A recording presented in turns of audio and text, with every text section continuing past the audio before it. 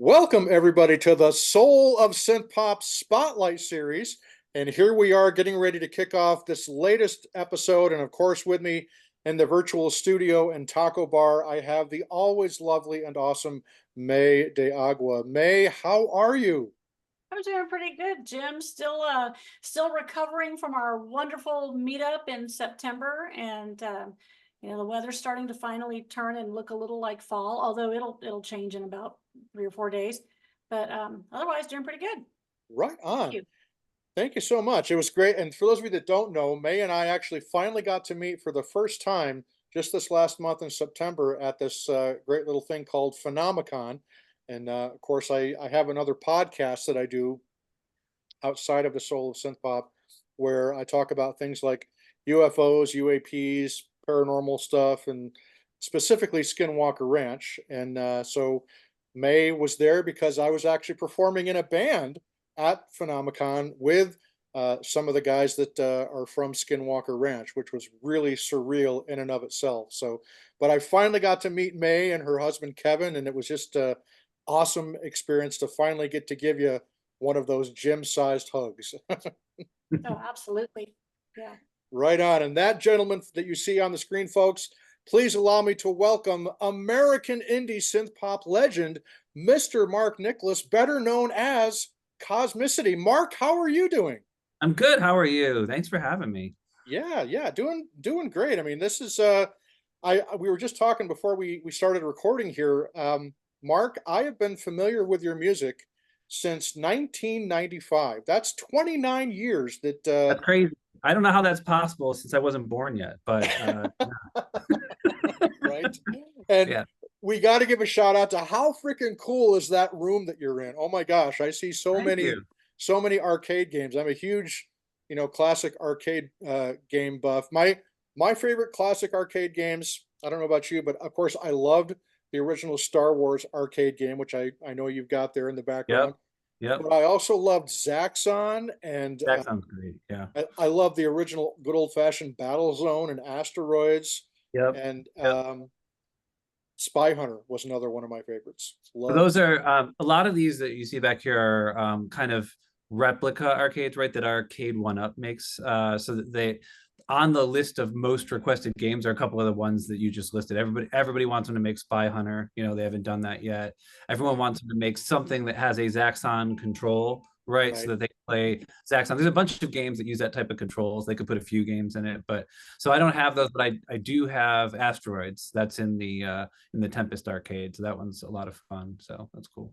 That's awesome. My speaking of controllers, my favorite classic arcade controller was the one from Tron. Remember how it was like neon blue and always glowed in the dark? That was like, They made a replica of that and they sold out of it quick. I'm always on the hunt for a used version. That's missing from my arcade. I want it right next to wow. it. So if I ever see that one go on sale used, I will have it. But it's got the original blue controller. They redid it exactly like it was. It's pretty darn cool. That is So just awesome. yeah. That's so cool. We're so used to seeing synthesizers and drum machines and guitars in the background, and here we have the coolest one yet, May. What do you think, May? Oh, absolutely. I think it's great. I love arcade games too. I like to hit up the Bishop Cidercade in Dallas when I go up there because they have all these games, and they originally started out as they're a cidery, and the owner had all these console games, and he needed a place to keep them, so he just took them to the cidery because there was room there. And then he had so many there, they just opened it up as an arcade, and you pay one fee and everything is Play all open. day. Yeah, that's really fun. They have a Centipede there, and I love Centipede. And the other one I love is Space Invaders. And there's one that I used to play at the arcade that was at the mall that was close to us. My sister worked there. It was called Blueprint. And I tell people about it, and not a lot of people I know don't what know I'm it. talking about.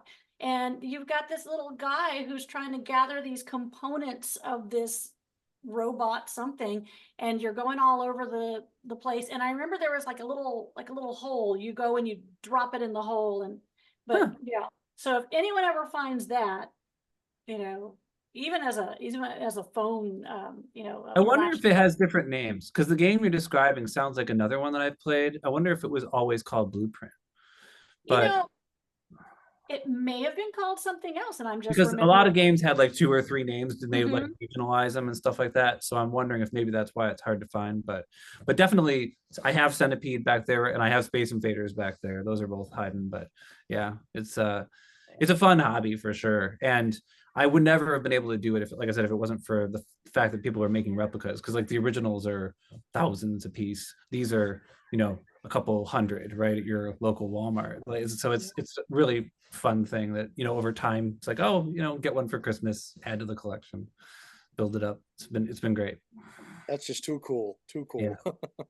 Right on. So let's get started, Mark, with this wonderful art machine that you have created called Cosmicity. And so I'm wondering if you would take us back to kind of how you got started in making music and songwriting, and specifically, did you start off directly with wanting to do synth pop, or were you into other stuff as well? And of course, a big question on a lot of other people's names is, where does the name Cosmicity come from? All So, right. Well, I'll start there. Uh, I, I was pretty young when I thought of Cosmicity. Not as young as I'd like to say that I was, because it has been a bit of a problematic name, because it has a couple of problems. It's, you don't know how to pronounce it if you haven't heard it pronounced, right? When you look at the word, you're like, is that Cosmic City? I don't know. So that's a bit of it, and spelling. People are like, if you just hear it, how do you spell it? And then it doesn't work with voice assistants. So if you have an Alexa or whatever, and you try to say, "Hey, play me some Cosmicity," it almost never does. It will play you something with the word cosmic in it. If you have to spell it, if you know how to spell it. So I would love to take it back. I tried to take it back in 2007. I tried to go under my own name, right? At least a couple albums under just my name, and nobody knew they were there. That was because I'd already built up Cosmicity enough right. that the fan base was like, what, you released an album? We didn't see a new Cosmicity album. Okay, all right. So I'm a little bit stuck with it, but I like it. I just wish it was easier to remember. So the origin of it is just that I was standing around with my friends going, I don't know how to describe what I want it to be. I don't know what my sound is. It's kind of spacey. It's electric. It's cosmic. And somebody's like, yeah, okay, cosmic and electricity. You're Cosmicity, and I'm like, okay, like there it is. It's a mix of Boom. Right. cosmic It and worked. There it electricity. is. Yeah. And so, like, when I think about foundationally, I'm like, yeah, it's still got those vibes. It's still like synth pop, electricity. It's still got a bit of a spacey sound to it, at least a lot of the tracks. So I'm like, that works.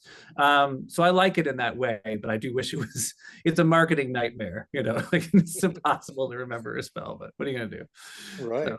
So, yeah. Were you always gravitating towards the synth pop and electronic stuff? What were Yeah. For the other part of your question. So interestingly, I kind of was. That's what drew me into music, were the synthesizer sounds. Like, I mean, I liked pop music from about age 10 or 11, right? And my mom was into top 40, and so we would go to Kmart and get like 45s, vinyl 45s, and Mhm. and put them on tape and make little mixtapes of the hits. And then I got MTV at a pretty early age too, right? So I was seeing some things there, and I was always gravitating towards certain sounds. And I think in like third or fourth grade, I kind of started figuring out what that sound was. And yeah, it was pretty early, third grade maybe. There's a pretty bad handwriting note of me still writing to like Santa Claus, asking for like a Casio synthesizer, because I had linked together that those sounds were synthesizers. Mhm. Didn't really get there though until later. So my mother figured, she'd direct me into like a better direction. You take piano lessons, right? So that's what I was doing at that age, and taking traditional piano lessons for a couple of years. And I detested it, as most grade school kids Yep. do, because you're Yep. just doing scales and Mary Had a Little Lamb, and it's not that fun. And kind of dropped it. We moved from one part of Detroit to another at that time, and moved away from the piano teacher, and kind of dropped it as I went into junior high. Um, and then I just, the more I got into music, the more it was the synthesizers, right? So like, I don't know, I'm remembering some foundational things that where I was like, I love the sound of that, all the way back to like Borderline by Madonna, or Lucky Star. And like those I was like, hey, what's that? Automatic by the Pointer Sisters. That's why I covered that one, because I was like, Love that song. what a great sound. Yes. And so, and then it, you know, it evolved. You know, then it was like the Reflex by Duran Duran, and then it was you know, I'm trying to remember what, Dancing in the Sheets by Shalimar. And these were like these synthy songs that I was like, I gotta keep making more stuff like this. And you know, then you know, as I got into high school, I discovered new wave, and it was more, you know, okay, here comes, you know, Yaz and Erasure and all that. I had a really good friend who's still kind of co-producer on a lot of my music, David Humphrey. He's been there the whole way, and he started pushing me towards that new wave stuff. And thank goodness he did, because it's my favorite. Because he was like, "You like synthesizer? Why aren't you listening to this?" And I was pretty late to Upstairs at Eric's, right? It had been out for a while before somebody handed it to me, and I was like, "Oh, damn, this is great." So Yeah. at that point, I was like, "Okay, maybe back to the piano lessons. Maybe I need to, you know, do this if I'm going to play keyboards." And you know, so I started, and then my piano teacher was like, "You're not practicing." And we got in like a fight one day, and she was like, "What do you want? Why are you doing this? You volunteer for this." And I'm like, "Well, I played her Erasure. I want to play this." She's like, "All right." And she's like, "Put on that song again." And we're playing Ola Moore. And she's like, "All right, here's the chords to Ola Moore." Right. And so she starts actually just teaching me theory a little bit.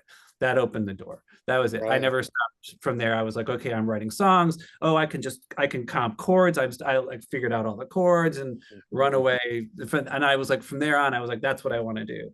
And I got very lucky at the end of high school. My grades weren't that good, but I applied to University of Michigan for music on a lark, even though I didn't have that much music training. I heard they were starting an electronic music program. It was gonna be their first year. And I'm like, well, I know a little bit about that. And you know, at that point I'd fiddled with synthesizers and drum machines a little. I didn't own any, didn't have the money.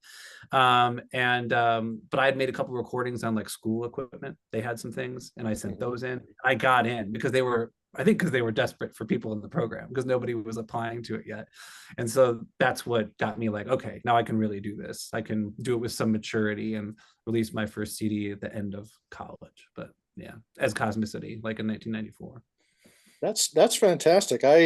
Your experience with a music teacher was quite a bit different from mine back in my formational days. When I never took piano lessons when I was younger, but we had a piano in my home, and I always would listen to my favorite songs and kind of, you know, figure out how to play the melodies by ear and stuff. But when I actually got into college, and I'm like, well, you know, seeing as I've been, because I by that time I already had my own keyboard, and you know, fairly confident with my, at least with hammering out melodies and stuff. So I figured, well, okay, I'll start taking piano lessons now. I want to learn how to really do this for real. And same kind of thing. The music teacher was like, well, what kind of music do you want to do? And I says, well, I want to do synth pop. I want to do music like Depeche Mode, Erasure, and OMD. And so the response that she gave me was, well, that's not even real music. All they're Oh, doing is pressing buttons on machines. There's no right. musicality whatsoever involved. So you're wasting your time trying to learn that garbage. And of Right. course, I was like, well, I already knew that, you know, Vince Clarke writes all of his songs with an acoustic guitar. I knew that Martin Gore writes all of his songs with either acoustic guitar or piano. So there's got to be an actual song underneath all that technology. And Yep. it was so frustrating for me that she couldn't understand, because she had this bias against anything that was electronic and anything that was current and modern. Yeah. You know, it's like you've got to learn all the jazz standards and the classical greats. And it's like, I grew up listening. I had that stuff in my house constantly from my parents, but you know, so I ended up, you know, quitting my piano lessons in college, and just proceeded to learn by myself. And I had some friends that were really good keyboard players that showed me some chords and scales and stuff, and that helped me. But That's what that's you need. awesome. You need the person in your life. But no, don't get me wrong. I had some of the same experience as you. So in college, even though I was in you know, they were calling it the music technology program at the time, right? Even though I was in that program, and there was a little lab with synthesizers and a computer and a rack mount sampler and a couple of things. They had these different things that you could use.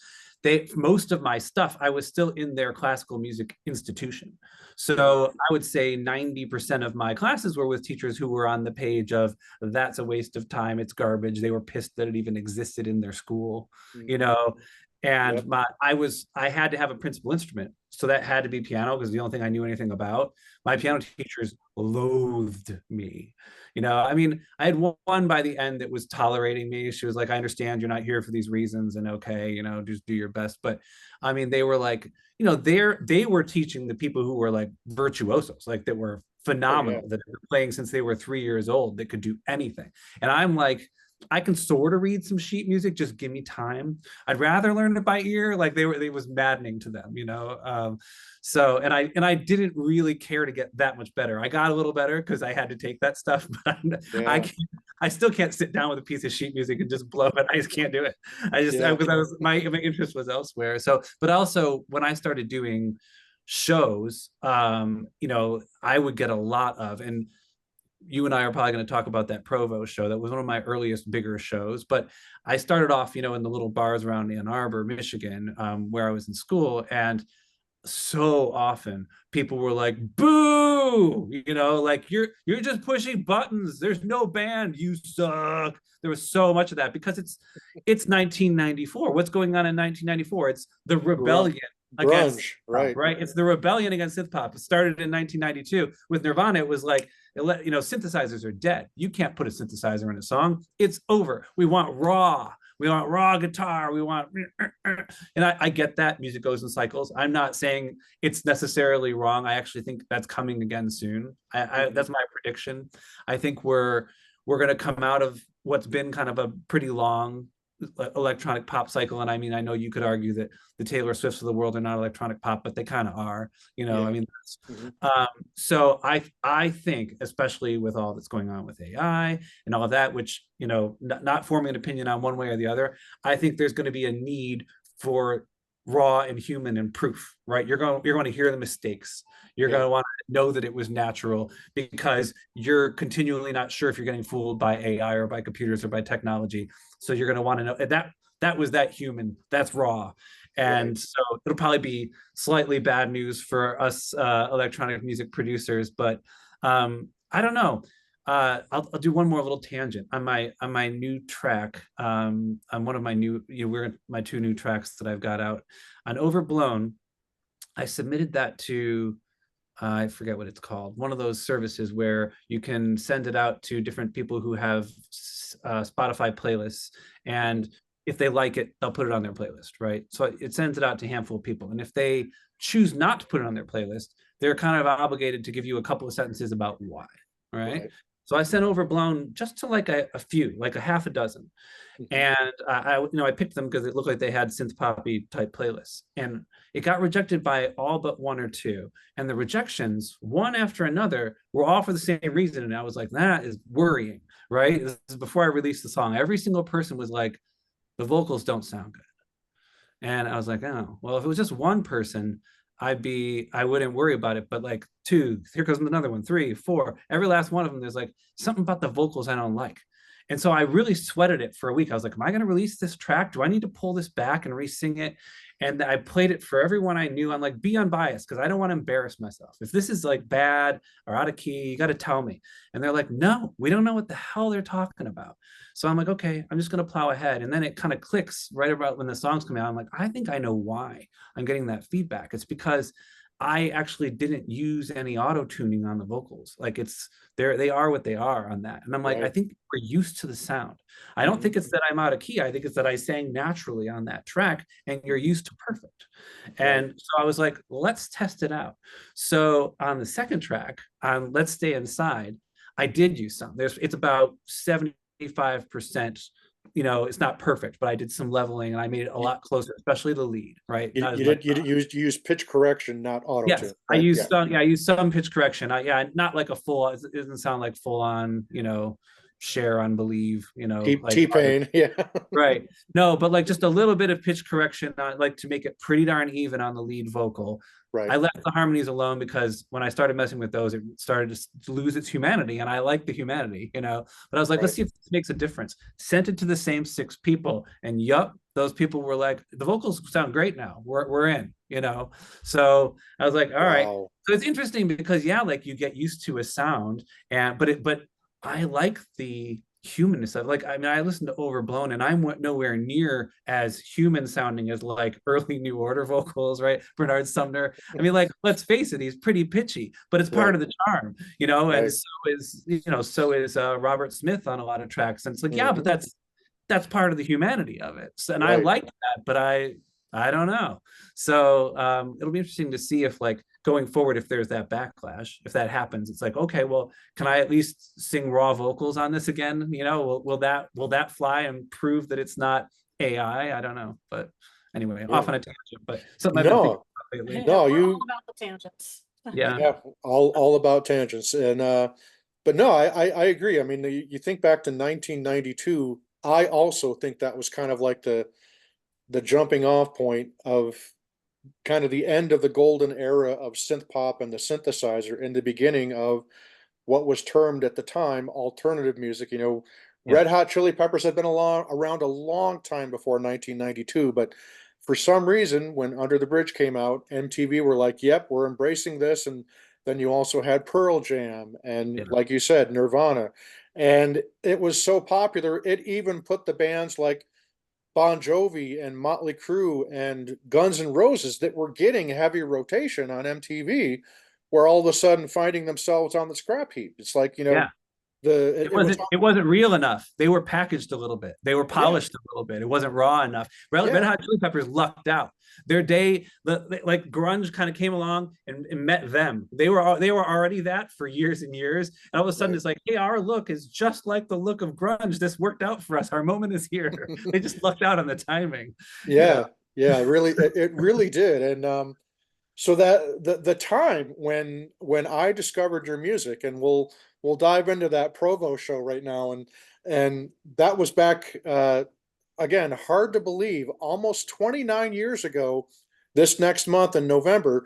And folks, I have a little keepsake that I'm going to show you. I don't know how well this is going to show I up on cannot believe camera, you have the ticket. That's but crazy. this is my original ticket stub from the first time I saw Red Flag. And I was so excited to see Red Flag because my wife and I, our wedding song was Red Flag's Rain. And that we'd always been like, gosh, if we ever get a chance to see Red Flag, that would be so cool. And lo and behold, they were coming to Utah, not just Utah, but Provo, Utah, of all places. And so when I bought my ticket, I was so surprised to see two other bands that I'd never heard of, and that would be Seven Red Seven and Cosmicity. And so here we were at this very small, very intimate club that was called the Palace in Provo, Utah, and top capacity of maybe 250, 300 people, you know, at Yeah. the most.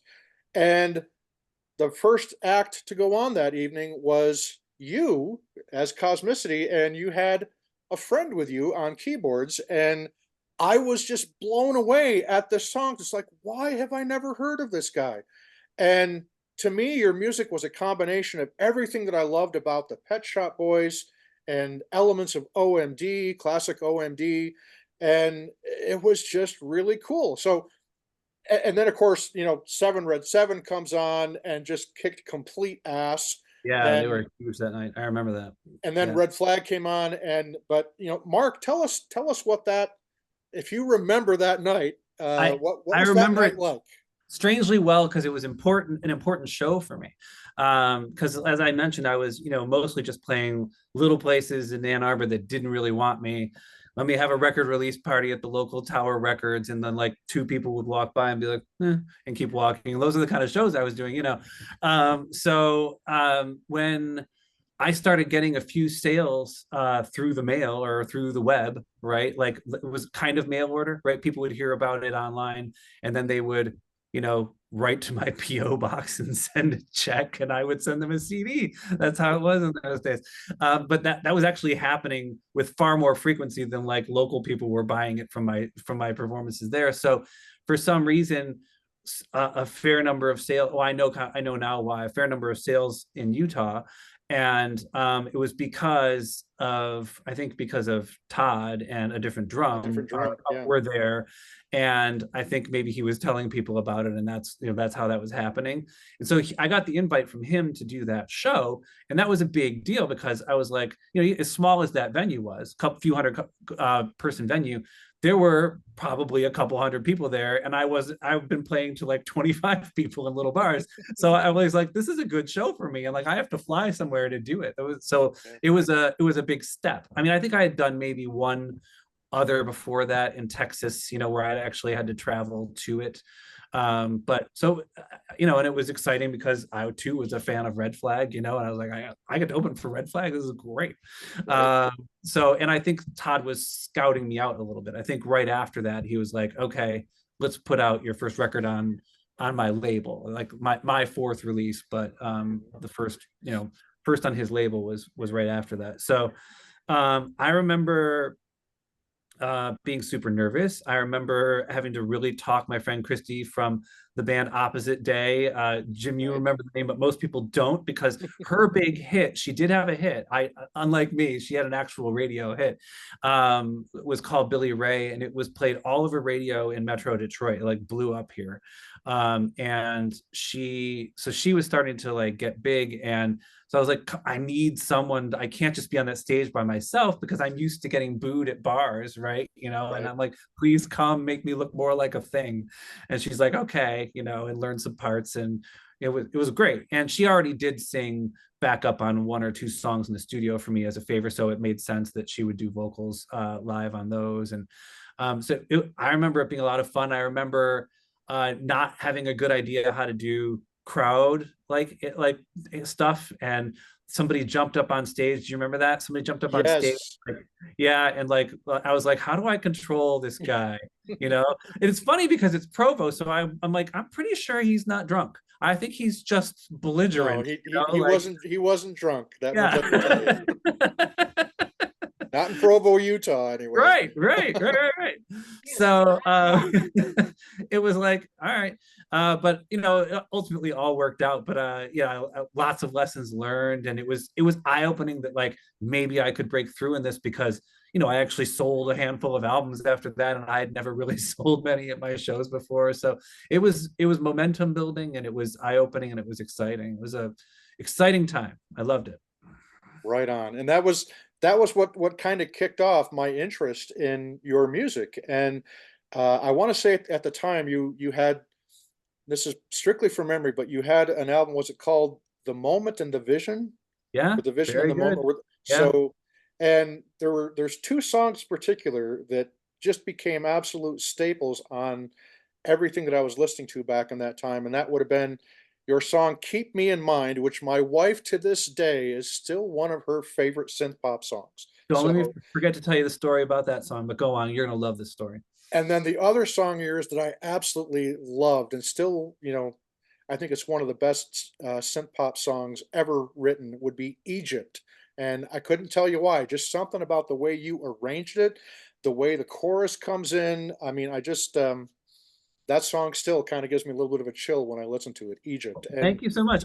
Those songs were two of the most popular from the Vision, from that first record. I mm, thought you were going to go for the two bigger, even more popular songs from the next record that are still in my top 10 on Spotify to this day. let, I let thought me, you can you guess what those are? I'm going to guess "Tragedy" as one, No, maybe? no, No? because that's not on either album. That was actually, I did that one for a compilation, so it doesn't land on either record.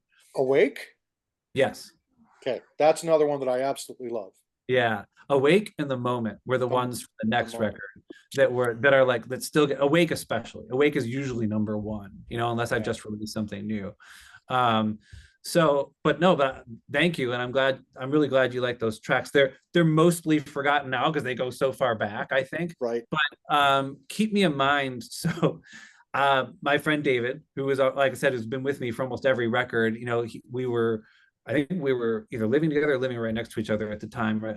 And he was harping on me to do something more poppy for that record. You know, Yeah. he's a big he really likes things that lean happy pop. He loves Kylie Minogue as an example, right? He really that's his end of synth pop. And like all the most danceable music of the time. You know, if there was a remix by Motivate, he was there. Like all of that, you know, like, you know, Bananarama and Rick Astley, and like that's his most. So he's like, you got to make something poppier, and I'm like, okay. So we're working together, and he wrote some, if not all, of the lyrics to that song, and he started singing a melody, and I'm like, I like that melody, okay, and then I wrote around it, right? Fast forward, song released. It's one of the most popular ones from that record, and I'm listening later to um to the album Worth by Anything Box. Mm-hmm. And I'm like, oh shit, we stole the melody from Soldier and Child, like flat out stole it. We didn't realize it, but if you say, do you feel like a soldier? Do you feel like a child? Keep me in mind. I know what I'm thinking. Yeah. So it's like, it's the same. It's the same. And I'm like, we didn't mean to do it. And then the rest of it's not exactly the same. The chords are slightly different in a couple parts, you know, and the lyrics are different, but the chorus melody is pretty much the same. And it was David confessed later, he's like, yeah, I was listening to it that morning. I probably didn't realize what I was doing, you know? Yeah. I'm like, well, crap. So I wrote to Claude because at that point, by the time I figured it out, I had bumped into him like doing some kind of a show, and I was like, hey, we knocked off your song inadvertently, is this a problem? And he was like, no, it's fine, you know, like everybody borrows from everybody, it's not a big deal. I'm like, okay, whew. So because I was like, oh man. But yeah, so that's probably part of what, because it's got a familiarity to it. It's, you know, but a lot of songs do that, have a little bit of another song in them. So, you know, it does sort of stand as its own thing, but it probably helps that it's so similar to that track too, because it's like, oh yeah, I like that right away. That's awesome. I again, that show was just that Provo show, again, November 18th, 1995. And that was such a wonderful show for me, because I got to meet Red Flag, I got to meet Seven Red Seven, I got to meet you, and just a great way to spend an evening. And then a little less than a year later, Mark, we had another opportunity where we met, and it was also in Utah, obviously. Let's see if you remember this. No. No. What show is this one? Oh, it's Synth-Stock. Okay, yeah. Synth-Stock 96. Yeah, so Synth-Stock's the Toronto one. Is that the one? No, that was in LA. That was in downtown Salt Lake City at the Fair Park, and I'll read you the list of bands that performed that are on the back of the ticket Okay. here. Okay. So we have Anything Box was the headliner for the second night on Saturday. Yeah. Seven Red Seven were the headliner on Friday. Yeah. And then the other bands in alphabetical order, we had Brave New World. Yeah. Also from Michigan, right? Yeah, I know them. Yeah. Cosmicity. Yeah. Deviate, which were a band from LA, if I'm not mistaken. Yeah. The Echoing Green, Joey Belleville, right? Joey Belleville, yep. Faith Assembly, also from LA. Yep, I know them. May, you're going to recognize this one, John Piper. Oh. He was the guy that opened up the show on Saturday. He was the first guy that performed on Saturday. The Memory Garden. I don't know if you remember them. I do. Rob Semro and Ethan Eade. What always I remember about them. They're the ones that had like the live drum triggers, right? Yeah, Ron Canzano. Yeah. And remember that name. But Paradigm. I don't know if you remember. I remember Paradigm. Adam Sorensen and Mike Babbitt, I believe. Yep. Yeah. And then Second Thoughts, which were a local Salt Lake City synth-pop outfit. Yeah. Turning Keys, which was, again, Ron, the drummer of the Memory Garden. Turning Keys was his They band. also had, yes. Yeah. I'm remembering. Yep. Yep. And then Voice of Reason, which was my band. Yes. Okay, now this show is coming back to me. This is the show. I'm kind of sad that this is the one you saw me at and not the Alphaville show, because this show, I had kidney stones and I didn't know it. So I was like terrible pain, and I was really grumpy, and I was not acting myself. I remember leaving that show, and a couple of people were like, "You weren't treating people well," and I was like, "Oh man, I didn't know that." Like, it was probably one of my like less good interacting with people, because I wasn't feeling good, and I don't think I understood why. I was in pain and I didn't know what was going on, and So anyway, but hopefully I put on a good show. It's a bit of a fuzzier memory, I think, because that's what I remember about it. But It's yeah, it's it's a bit of a fuzzy show for me because I was one of the promoters of the show, and it was the first ever concert or music festival that I ever tried organizing, and was working with Todd Durant on it with a different drum.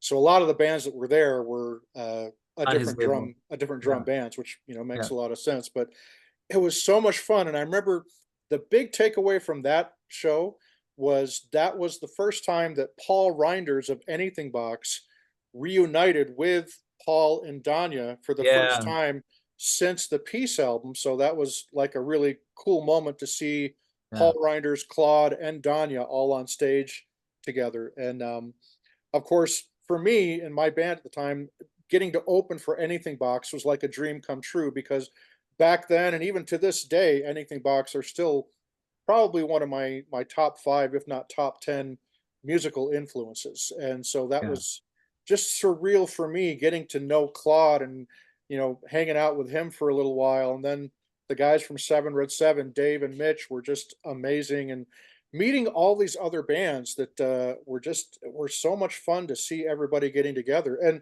there was a lot of people. Okay, I don't have a lot of pictures from Synthstock 96, but one thing I did come across was the hotel room list, and I'm looking through some of the names that I haven't looked at it since like probably 1996, 1997, and it's a literal who's who of the indie synth pop community. Brian Hazard was there, and you know, uh, just all these people that are now, you know, old like us, yeah, that yeah, that yeah, that that in some way, shape, or form are still part of the indie synth pop community in some way, shape, or form. But yeah, yeah, Synthstock 96 was another fun moment, and the first time that I got to perform at the same festival that you did. So yeah. fast forward 3 years, July 1999, Salt Lake City once again, Alphaville. So you did see me there. Okay, good. I did. In fact, That was better. if you remember, Alphaville was also a 2-day show. They performed on Friday and Saturday Yeah, at the same place that we had Synthstock 96, which is yeah, the Utah State Fair Park. right. Um, and horrible acoustics in that building, by the way. Yeah, But again, Alphaville, 2 consecutive sold out nights, turned away I don't know how many hundreds, if not 1,000 people at the door each night. And I know that you performed one of the nights, and yeah. my band was kind of like a last minute addition because I had a girl in my band at the time that one of the guys in Alphaville was really sweet on. And Oh, he's like, "Oh, you guys have a synth pop band? Well, hmm, why don't you guys open up, start the show on Saturday?" So complete spur of the moment, completely unprepared. My band, which was still Voice of Reason at the yeah, time, we yeah, we opened up as the very first act opening for Alphaville, and I thought Anything Box was surreal. Alphaville was even more. It's like holy crap, this is the Forever Young and Big in Japan, you know. yeah, yeah, But I do very much remember your performance at the Alphaville shows, and holy cow, so much better and amazing than you were even back in '95. yeah. We So were starting to figure it out. Yeah, and I had Steve Schultes with me, who is just brilliant. He writes film scores for indie movies, and he's like very talented. He's like a multi instrumentalist like Prince. He picks it up, he can play it. It's amazing. So having him there was always brought me up. Always made my shows better because he would be like he could work in the Super Mario theme as a break in one of my tracks, and it would be like nothing to him, and it was right, really really fun.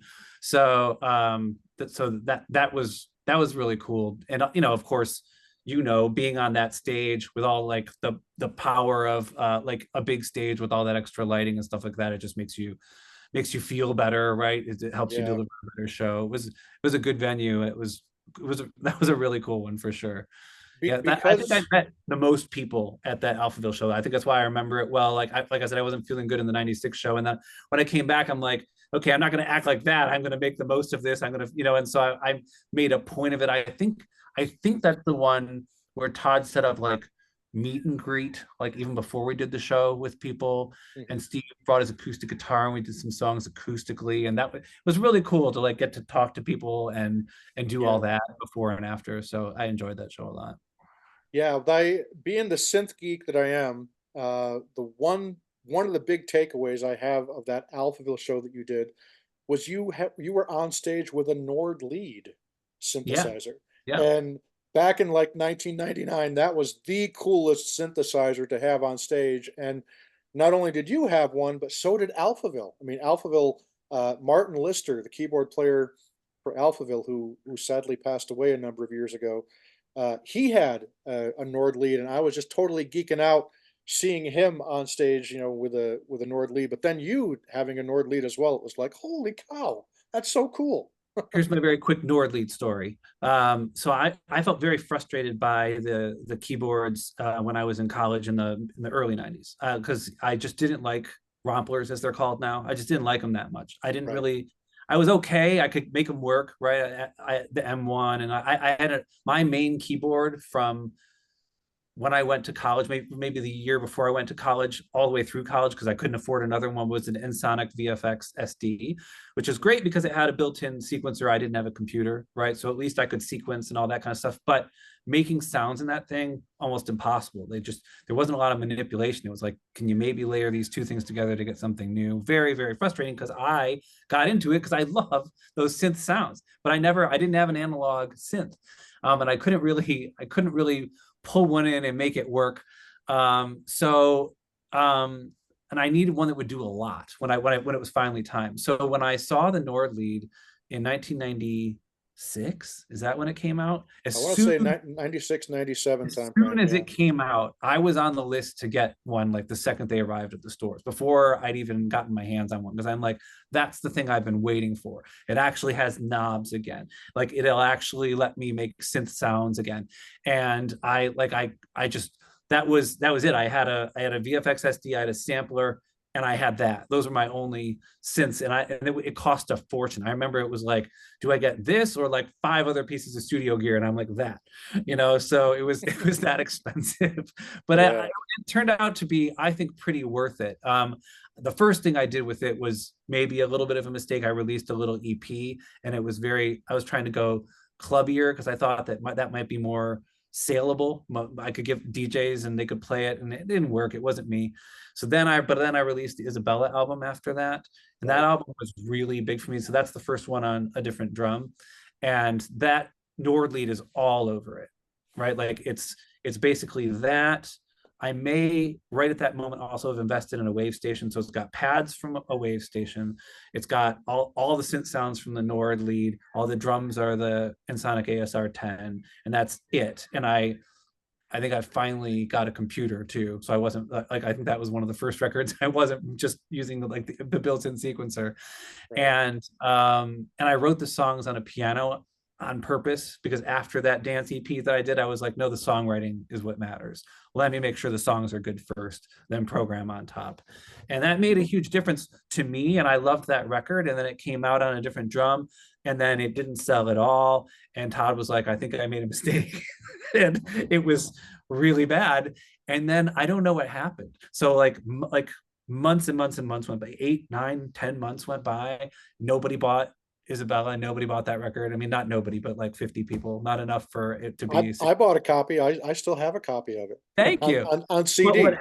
what happened was some club in Philadelphia started playing Alone. Alone. Right. That's my And favorite track off the album. thank you. And somehow they found it buried there on track 7 on the record, and just started playing it in like one of the big goth clubs in Philadelphia.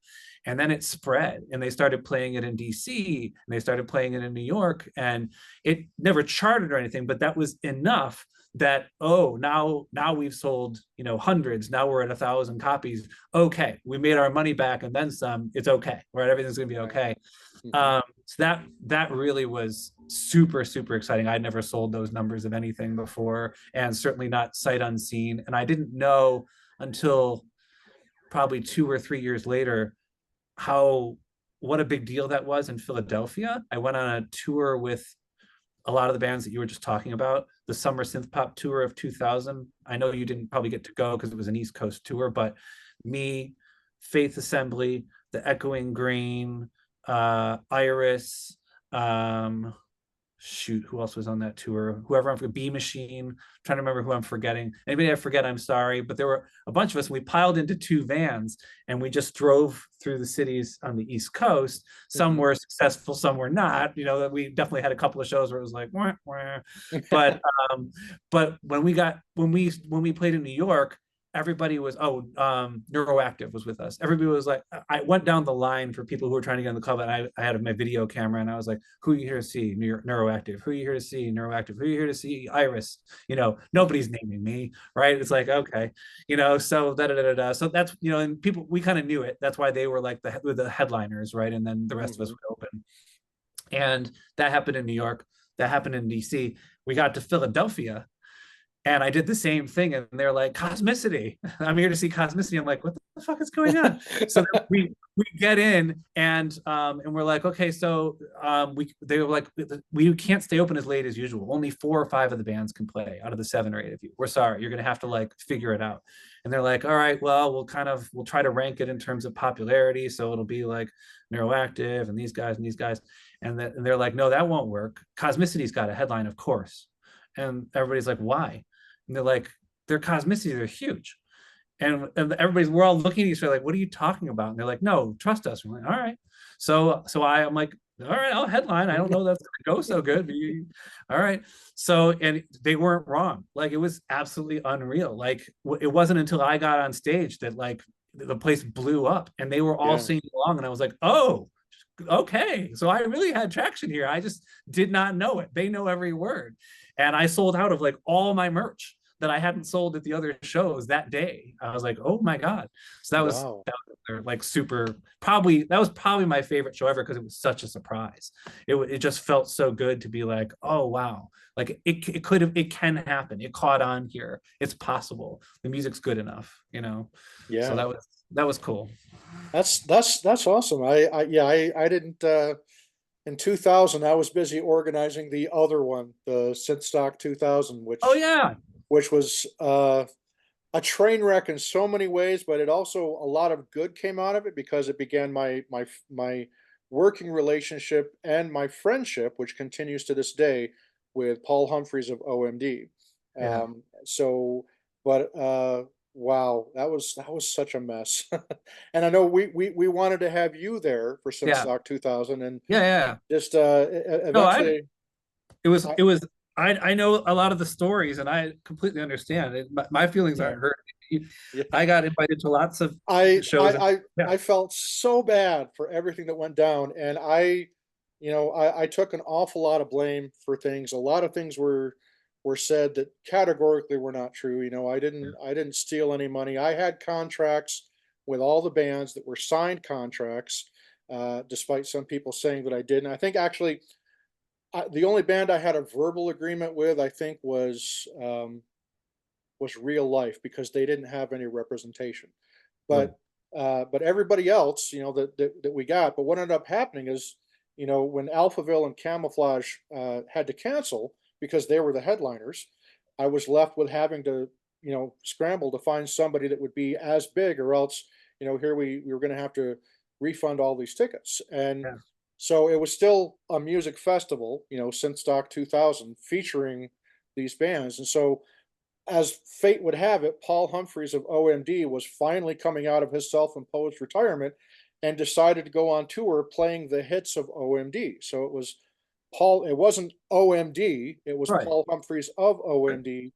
But unfortunately, all the local radio stations are like, oh yeah, OMD are coming to Salt Lake City and it's going to be awesome. It's like, for me, it's like, hold on, you can't say that, because Andy McCluskey, Paul has a contract, an agreement with Andy McCluskey of Yeah, OMD, who owned the name of OMD at the OMG. time. Yeah, yeah, You can't advertise it as OMD. I mean, you have to specifically put on the advertising, Andy McCluskey is not appearing at this engagement. yeah, And so there was that confusion I had to deal with, and then uh, we were able to get, again, Real Life. We were able to get them. We got Berlin, which was really cool. Terry yeah, Nunn, Yeah. And Anything Box. We Anything Box were going to be one of the three big bands, and we were able to retain them. So we still got Anything Box, and then um, but a lot of the other indie bands that I wanted to be there, you included, and I think Brave New World were another one.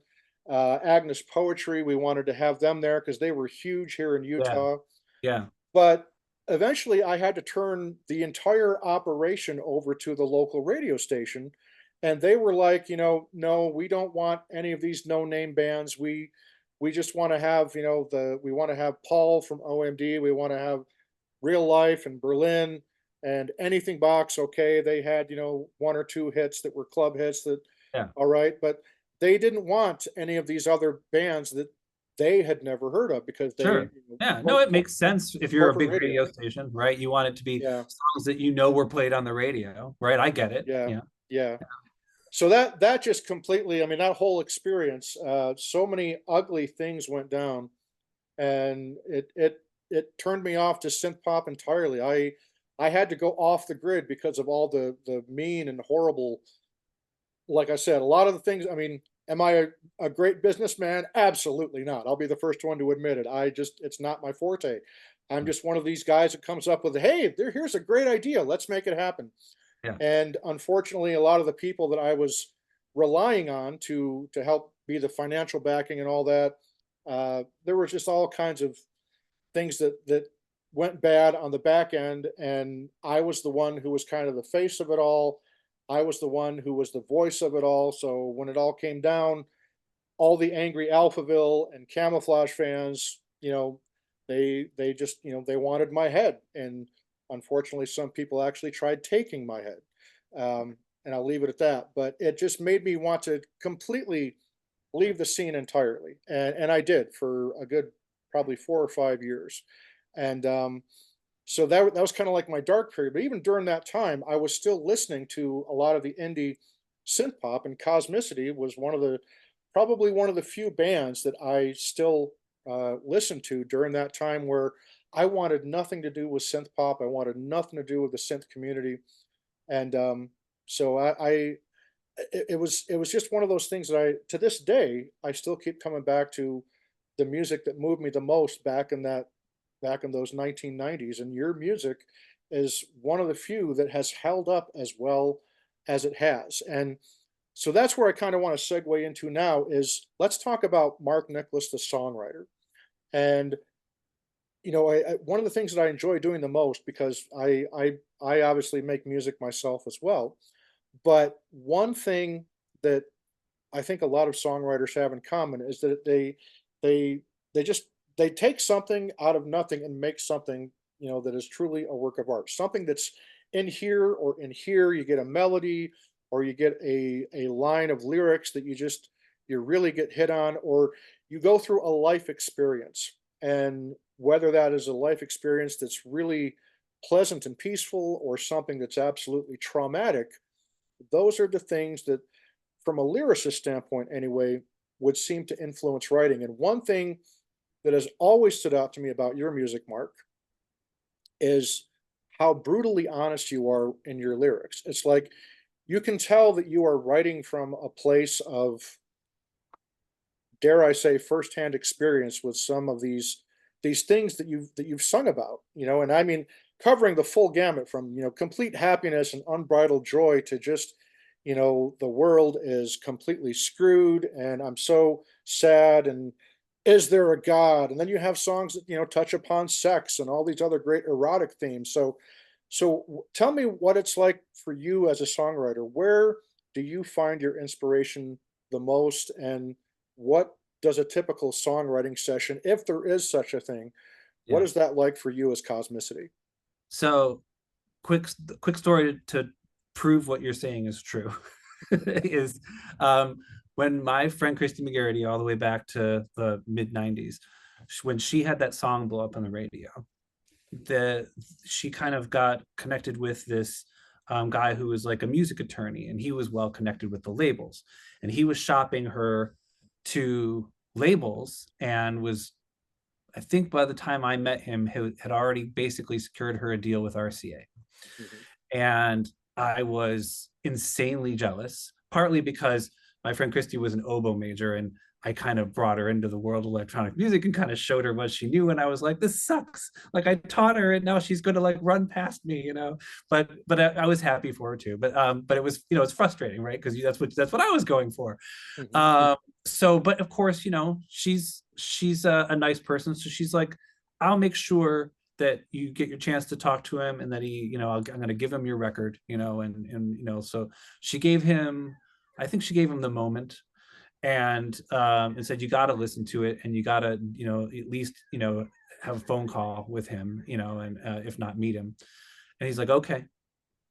And so he told me on the phone call that he was looking for another act to shop at the same time as, you know, he was shopping her stuff. It was either going to be me or it was going to be the Verve Pipe. Do you guys know the Verve Pipe? Oh, yes. Yep. Okay. So the Verve Pipe was coming up in Lansing at the time, which is, you know, near us. And so he was like, okay, so you don't have much of a live presence. You're not really doing much in the way of shows, he says to me. I'm like, I can't deny it. I'm doing some bars, but I haven't built up a big following yet. You know, it's Synth-Pop in 1995, you know, or 1994. It's tough. And he's like, yeah. And he's like, but here's the thing. He's like, that could be remedied, right? We can work on that. He's like, your lyrics are really personal. And I'm like, yeah, but I think that's what makes them relatable. And he's like, no, it doesn't. It doesn't really make them relatable. It just makes them for you. And I'm like, I don't know. I mean, I like, you know, and he's like, that's how I see it, you know? And I'm like, So with that, there was no talking about it. He kind of made up his mind that he was going with the Verve Pipe, right? So there was, I could tell, right? He was basically, it was a letdown phone call, right? Kind of, it was nice to have the phone call, I suppose. But he's just like, hey, I'm not telling you, you can't do it. Your next record, if you want to, you know, you could tone that down. And look what Christy did. She's not singing about herself. She's singing about this character, Billy Ray. Her song is like making fun of the prototypical like overly hormonal southern, like she grew up in Texas, southern guy who Billy Ray, who's always hitting on her and, you know, chewing his tobacco. And like she really did a good job of kind of, you know, telling the story of that guy, making fun of that guy, right? Like taking the oomph out of that guy. And it's good. What she did is very good. But it wasn't what comes naturally to me. What comes naturally to me is just, hey, I have this experience, and I think if I push the raw as I can, as real as I can, what that experience is into this track, then other people will relate to it. I can't be the only one having that experience. So I'm just gonna assume that if I put what's real in there, other people will hear it and go, oh, you know, he said out loud stuff that I don't usually say out loud. I feel that too, right? That's at the core of why I'm as old as I am. I won't say my age, why I'm as old as I am, and I'm still doing it, even though I never blew up big, right?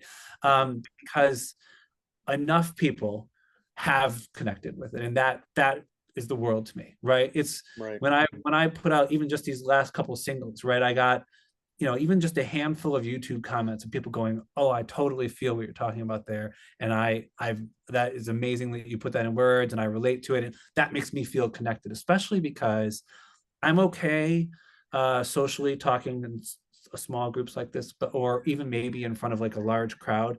I have real social anxiety about almost anything else. I don't like going to any big parties. I don't like being in like new groups. I stay in a lot. That's what Let's Stay Inside is kind of about. I'm pretty introverted. So it became more apparent as time went on that even if it wasn't going to be what made my living, and it wasn't, and I wasn't going to have, you know, millions of screaming fans, it was still going to be how I reach out and connect to the world a little bit more than maybe, you know, going to a party. So it's kind of big or small. It's how I feel like I can contribute, right? It's here's let me share my experience. So yeah, you're right about that. So almost every song, that with minor exceptions, is based on something very real. I can tell you the exact story about the exact person behind every single song, and I usually do. If buried on my website underneath the lyrics in the album section of everything, you can read the story of each song, and kind of the origin of it. And for some people, they hate that because the origin of the story will spoil it for them completely because they thought it was about something else. Right. But I like to share them because I've always connected with that. Even if I think the song is about something else. I love to be like, oh, is that what Martin Gore was thinking? Oh, that song's about that. Oh, Yeah, I wouldn't have like, guessed that was about his divorce. I didn't put that right. together. You know? Well, So like, yeah, like Stripped. Okay, Stripped to me is just a plain old good old fashioned erotic song. You know, as a right. hormone riddled teenager, that was like the song that got me hooked on Depeche Mode. And then to hear Dave Gahan and Martin Gore talk about it, well, no, it's not really about sex. It's like, what? So Yeah. yeah, I totally get But what you it's mean. about seeing your true self, right? Stripped down to the Right, bone. Yeah. right, Yeah, yeah. right. But you're right. It sounds totally, yeah. I mean, next thing they're gonna be like, oh, Master and Servant's just about training a dog. Shut up. No, it is not. It is not. Well, do you know how many people tell Claude that they love Carmen because they think it was about suicide? And he's like, no, that's not what it was about. But Yeah. people will connect and they'll assign their own meanings to Yeah. things. And I think that's why people get so attached to songs and lyrics, is because a friend didn't get it. He didn't understand why people are so hooked on certain songs. And I said, look, not everyone is a poet or a songwriter. And Yeah, sometimes a songwriter will put into words, even if it's just one line of that song, exactly where it hits that nerve for that person. Yeah. And they're Yeah. like, that's me, that's my song. Yeah. And so, yes, they may not get the overall meaning of the song, like Stripped, or Carmen. They might not get the overall meaning what the songwriter intended, but at least they have this attachment and it speaks to them. Yeah. And it's so easy to see why a lot of songs are misunderstood. But Yeah. Claude said, hey, if that's what got you through stuff and it helped you, then I'm happy for you. Absolutely, especially because I don't know if Claude feels this way, but the more time that goes, the further that song kind of gets away from is like when I first released it, I'm like, this is exactly how I still feel. But then over time, it becomes less and less mine and more the universe's. And so it becomes way easier for, oh, is that how people are hearing that song? They're getting something out of it that way. That's fantastic. I'm glad it still has that life and it's still doing something and it means something to someone. And it becomes less of my baby, I think, over time. Yeah, when they first come out, right? I'm sure Jim, you can relate. It's kind of like I don't know, you're still so into that song, like right. every little word that people might think Yeah, about it matters, and yeah. it Well, and takes time for you to like let it go. But another great example is May, Listen, Love, Repeat, right? That song, I wrote it as just a way to just, kind of, I was, so sick of all the negativity that was going on during the political attitude during the Trump administration. And big shocker, folks, I'm not Republican or a Democrat, so don't accuse me of one or the other. I'm proud independent. But I wrote the lyrics to Listen, Love, Repeat to kind of be like, hey, let's just enjoy living in the moment. Let's just embrace, life really isn't as bad as the media portrays it to be. And sometimes the best medicine we can have is just to listen to music with the people that we love and just enjoy living in that moment, feeding off the energy that whatever our favorite music likes to give us. But there were DJs and people over in Europe that interpreted my lyrics as quote unquote bullshit American optimism. And they tried to turn that song into me being a pro Trump something or other, which I don't get because anybody that's ever been Facebook friends with me knows I am not a Trump supporter. right. I'm not conservative. I'm kind of in the middle between conservative and liberal with most of my viewpoints.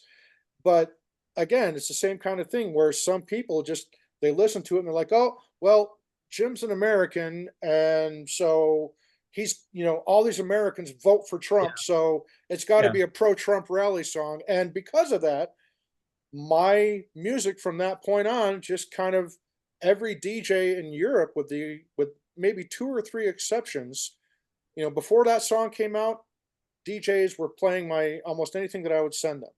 Now, when that song came out, there were literally two or three DJs in the world, other than my own Soul of Synth-Pop radio show, where DJs would play that song because it got tagged with being bullshit American optimism. And it's like, that's not at all what the song is about. But okay, Yeah. so Yeah. like May says, some people will just voiced their own opinion on what a song really means, and another classic example is Phil Collins and In the Air Tonight. There's that legend, oh, he wrote that song watching some guy die while he was drowning. No, he didn't. Yeah. That song was about his anger that he felt toward his ex-wife, you know? So Yeah. I don't know. Yeah. Yeah. Yeah. But something May said struck me, and it probably articulates even better what I was trying to say about the power of songwriting. I think, and you were talking about like how it got somebody through suicide. If you can write something, put it into a song, and someone else hears it, and they're like, "Oh my God, somebody else feels the way I feel. I thought I was alone," right? That's the most powerful. That's what I was trying to get at. It's like you're not alone. This is part of the human condition. As weird as maybe you thought it was, it's not. We're all feeling, or someone else in the world is at least feeling how you felt. And yeah. So another reason why I haven't let myself in a long time think too much about the guy who said that the lyrics weren't, widely relatable enough. Like, I know that you can always take a song and you can make it less specific, and you can maybe it's going to have a little broader appeal, but the specificity is kind of what I'm going for, even if it means maybe I'm only targeting less people. It's like, yeah, but this is this unique thing that I want someone else to know that it's okay, like I felt it too. This is the weird thing that I went through, or this is my crazy confession that I was, when my daughter wasn't doing well and when my job was going really badly, I was basically walking around feeling like life is completely meaningless. There's nothing you can do. It's completely out of your control, and I'm walking, like, I know as a whole, as a human being, this is not generally how I feel, but did I have moments where I was feeling like that? Yeah. And somebody else might feel that and think it's wrong, or that they're suicidal or whatever. And I wanted to go, no, this is part of being a human. We all get to these like moments of like, this sucks, and I feel very powerless. And when I got the idea to put that to a very optimistic and bouncy, dancey little beat, I thought this is perfect, because it's the way you handle it, right? The only way to rebound from that is to kind of go, yeah, all right, yeah, I'm powerless. You know what? There's still fun in life. I'm gonna find it. I'm gonna find it, if it's in this bouncy song or a bowl of ice cream. And yeah. So I actually really I know that maybe arguably that song is a better pop vehicle with different lyrics, but I liked putting the almost Morrissey like, Right. this is terrible lyrics on this bouncy beat. I like the contrast of it. I thought it was fun. We call that music to dance and cry to. Yes. I have an ex-girlfriend who truly hated it, and I wish that she was still around. She's not with us anymore, but so that I could just hear her complaining to me like lovingly about like, why do you do that? Like, when I'm dancing, I don't want to think about the sad. I'm like, no, I do. I think it's so great. When I'm I want to let all that out when I'm dancing. But yeah, so Yeah. No, that's you touched upon it right there, Mark. You said that, you know, music is about it's about celebrating being human, really. I mean, it's the one medium that we have that really speaks to us in an emotional way. You hear a song, any song, it can be any artist, any genre, from any period, and it either moves you or it doesn't. And that's because it's doing exactly what it's supposed to do, because music and all art by nature is subjective. But the reason why we place so much value on the music that we do love is because it makes us feel alive. It makes us feel those emotions. There are songs that I listen to that just bring me to tears every time still that I listen to them. There are songs that I want to listen to when I'm working out, that just, pump up my adrenaline, get my testosterone going. And then there are other songs that I just want to listen to that's like, like yesterday was a great example. It was cold and rainy here in Utah yesterday. So for me, I have a couple of go-to songs on days like that, and The Cure's Same Deep Water as You from their Disintegration album is like the song I listen to on rainy days because there's just something deliciously glorious about a dark and gloomy day like that. And but then, the very next day I'm listening to Erasure and Yazoo and Anything Box and really upbeat stuff, but I like that balance of darkness and light, and your music does that just flawlessly. And that's one of the things I think that has always drawn me to your music is number one, how relatable your lyrics are. And if I could compare them to anybody else, I would compare them to the Pet Shop Boys. The Pet Shop Boys, Neil Tennant is a very cerebral lyricist, and you think, well, their music is, it's a lot of it is danceable, it's designed for the clubs, a lot of it, but you listen to the lyrics and they're not your typical pop song lyrics. They're actually very, very thoughtful. They're very mature. They're just really incredible. Yeah. And you tend to tap into that same kind of thing with a lot of the songs that you write. Like you were saying a moment ago, you're a clever son of a bitch in the fact that you hide it away in this really upbeat, dancey, bouncy track. But if you listen to the lyrics, you're telling an important story of something that affected you. And that is, I don't know of a greater way where music quite literally, at least in my case, has saved my life. And I don't know how many times, when I've felt like, gosh, this world really sucks and things are really bad. And I don't know, why do I want to remain here in this horrible, god awful world? And one of the things that always helps to center me and bring me back is the power of music. Yeah. And, I can tell you most sincerely, your music has been a part of that journey for me that has helped me, realize, hey, there is still a lot of beauty and a lot of good things in this world, and you got to learn to savor those dark and gloomy and depressing days just as much as you enjoy and embrace those beautiful, wonderful, joyful, happy days, because that is where the experience of life comes from. All of that mixed together, and your music nails it. Oh, thank you so much. I really appreciate that. Pet Shop Boys, obviously one of my like most favorite bands. Uh, are they number one? Maybe some days, but certainly like top three. And I agree. They've been able to really like an OMD, like a couple of our favorite bands have been able to just keep making great music, Yeah, well on into their 60s and beyond, which yeah, is rare. You yeah. know, not to pick on some of the other bands, but I mean, I think those two might be among the very strongest of like holding it up and even continuing to evolve it, right? And Yeah. so Depeche Mode just doesn't do it for me anymore. I'm sorry. And they I haven't for a while. I wasn't looking to bash them. I'm going to give them credit for a step back in the right direction on the latest record, Depeche Mode. I'll give them credit for that. Yeah. I didn't like the previous three albums. That's a big chunk, but I just didn't. It's like a trio there where I'm not sure I like to thing on those records. There's even the recording style almost throws me. There might be good songs under there, but like the recordings don't sound right. They're like bass heavy Yeah. and but the most recent record, the recording sounded better to me, and the programming started to sound better to me. And there are two songs that I pulled off of it and put onto like a playlist that I listen to, and I like them. I'm not going to say that they're up to the Violator standard yet necessarily, but I like them. And so I think there's hope there. I'm not, I think maybe there's something for them to discover now that it's just the two of them. Mhm. Maybe that was a step up and there's another step back up to go where they can kind of find themselves again. It's possible. Hard to do without Alan Wilder, I know, but you never know.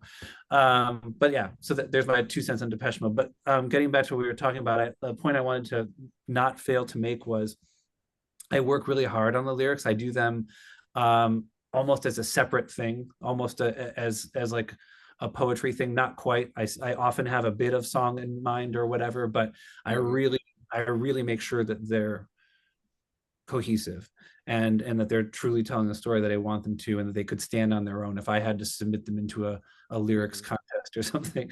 Um, and Yeah. and I aspire to write lyrics as good as the Pet Shop Boys, as good as Everything But the Girl, particularly their Walking Wounded record. There's something about the Oh lyrics of yeah. that album. When I hear those, they're doing what I want to do. They're I hear them and I'm like, this is something very human, something very relatable. I love them, and I hate to say it because love them or hate them, but like I constantly think back to the Smiths and Morrissey's lyrics because they, you know, you could, there's lots to not like about Morrissey, but I'll be damned if he doesn't write some clever lyrics. So I can't help it. I'm always thinking about it. I'm like, what's the twist that Morrissey would put here? How would he add interest to this? How would he say it in a way that catches your ear? And Right. so I think about that a lot too. And then as far as the Pet Shop Boys go, it's a comparison I get relatively often, and I'm always humbled every time because I think they're so brilliant.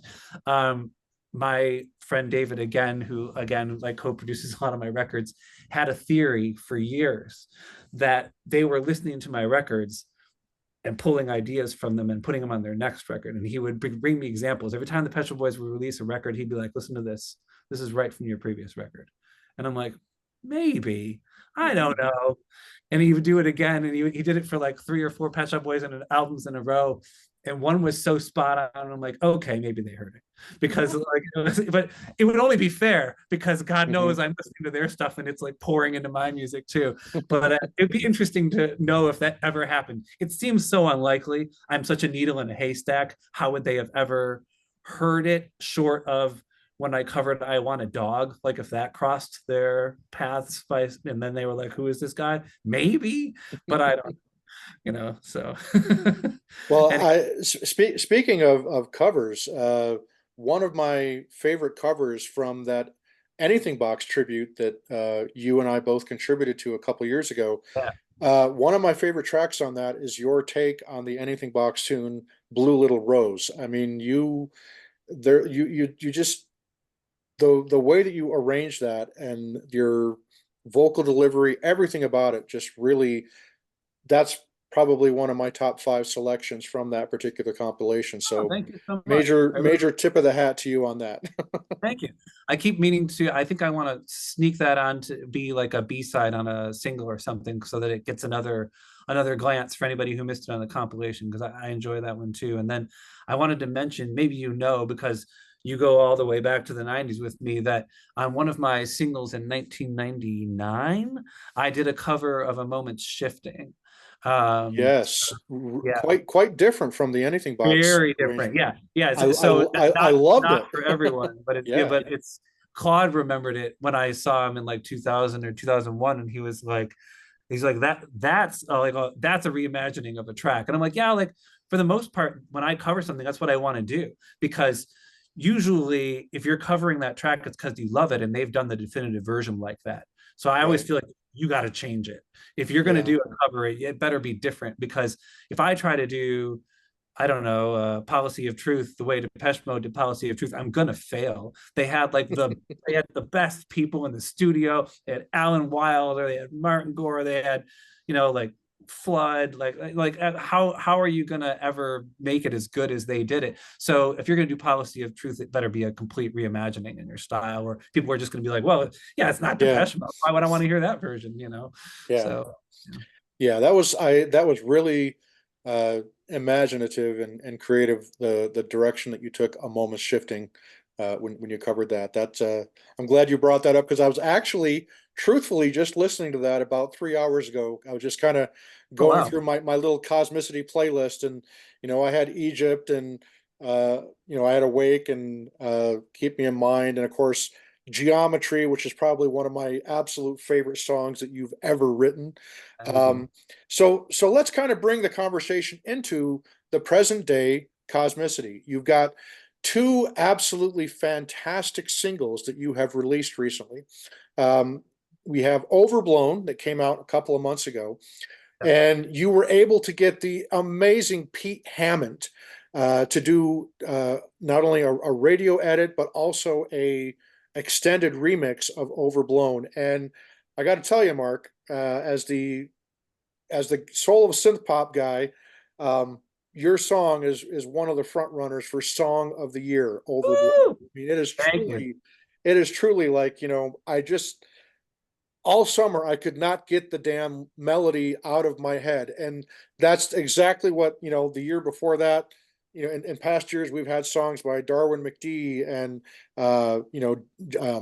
Martin Bailey and so many others that just that's the hallmark of a great pop song is you get that melody, you get that hook stuck in your head for days. And that's what Overblown has done for me. But then you follow it up with another amazing single that's your current single, just came out a few weeks ago, called Let's Stay Inside. So Mark, talk to us about kind of these two singles, and there's an album that's going to be coming in the not too distant future, correct? Yeah, more distant than I wanted, but not too distant future. The album's called Fade Resistant, and Okay. it's got a beautiful album cover. It's already done, and I wish I could show it, but I'm going to save it until the album actually comes out. But so I've been working on these songs way too long because life gets in the way. Right. I did them in a slightly different way than usual for the last several albums, probably going back to when I kind of came back as Cosmicity, and I stopped being Mark Nicholas again. So that this is like 10 or 12 years ago now. I changed the way I write a little bit, and I start first with beats, and I just line up and make little beats or little song ideas, and I just churn them out, and I make a goal of I'm going to make 30 of them, or I'll do one every day, or I'll do 45 of them. And so this last time I did the 45 beats, and I put a little more into each one, so they started to become gems of songs. And I do that because it lets me figure out where do I want to take the sound next, right? I'm developing the drums as I go along. What are my best what's a new drum sound I can go for? Well, I'm making new synth sounds. I'm thinking about, what are the things I'm liking from these as I go, and I'm refining them. And so usually a lot of the songs come from the later part because I'm getting better at it as I go. And so this time I couldn't decide. I liked almost all of the 45 song ideas and beats. I put them up, and I invited everybody on my Facebook group. I said, if you want to be on the committee that reviews these and rates them, sign up. And like 15 or 20 people did. And so I sent them out. This is 3 years ago now, maybe more. I sent them out. Everybody ranked them and did not come back with rankings that I would have expected in a million years. I mean, sometimes you think, well, there's at least these four are huge standouts. Nope, complete surprise. And I went to my friends and I said, do I go with the popular opinion or do I go with my gut? And they were like, well, you might have to go with popular opinion. I mean, they're all, I'm like, okay. So it pushed me in a slightly different direction than I that I may or may not have gone on a lot of the tracks. That said, the first two singles, Overblown and Let's Stay Inside, are ones that were near the bottom of the top 10 ranking, right? They made it, but they just squeaked in there. Wow. But I was like, I hear the potential in these. They were tied with some others. That's how they like snuck in. I was like, these feel stronger to me. And they ended up, they're when I do those ideas, they're 30 seconds long. So on Overblown, I had maybe a verse and a chorus in a very different, very raw way, right? It's different drums now. It's different, a lot of the synthesizers are different now, but the little bass line was there, and the little vocal idea in the first lyric was there. And yeah, it just developed into something so good. And so I came with the ooh, yeah, and all that stuff. And I was like, okay, now this is really, it's got to go out as the first single. And but it was interesting to do that by committee. We'll see if that makes for a stronger record. So far, it kind of feels like it might. It seems like maybe that, if I like them all and and I did, I'm like, well, there's nothing wrong with developing this one instead of this one. They all come from an honest place. Let's do it. But the other interesting thing is, if I had time, the next 10 on the list are also pretty strong. Boy, would I love to do all those as B-sides, because I'm like, there's a whole bunch just sitting there. I felt really good with these beats because I did them all right at the beginning of the pandemic or so. Mm-hmm. So I had more time than usual to focus on them and all that. So I felt good about them. But yeah, then coming out of the pandemic, life, and I was like, I'm cruising on this record, and I got a new job, and it stopped me completely because I got a big new position, and I had to start a department at my company, and I was like, I can't work. stopped. Life And gets in the way, doesn't it? yeah, and that happened again recently. I was on track to finish by the end of the year this album, and then my company's connected to General Motors, and General Motors pulled all their business out of this area for advertising. They just took it all out of Detroit, and so all of a sudden it was like scramble to hold on to my job, you know, and I got to focus on that. So I lost 6 months, so I'm pretty behind on that. So I do have another single ready to go. I was talking to my friend David.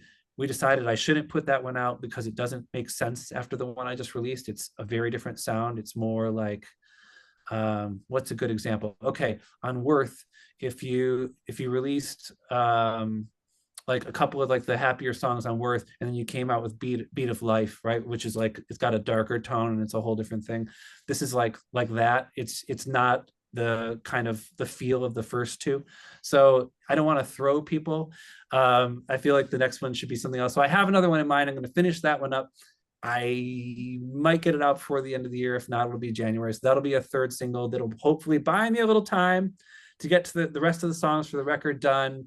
But it's coming out next year, no matter what. If I have to quit my job, it's coming out next year. So hopefully sooner in the year and not later in the year. But yeah, I have the songs built. I have them all sung.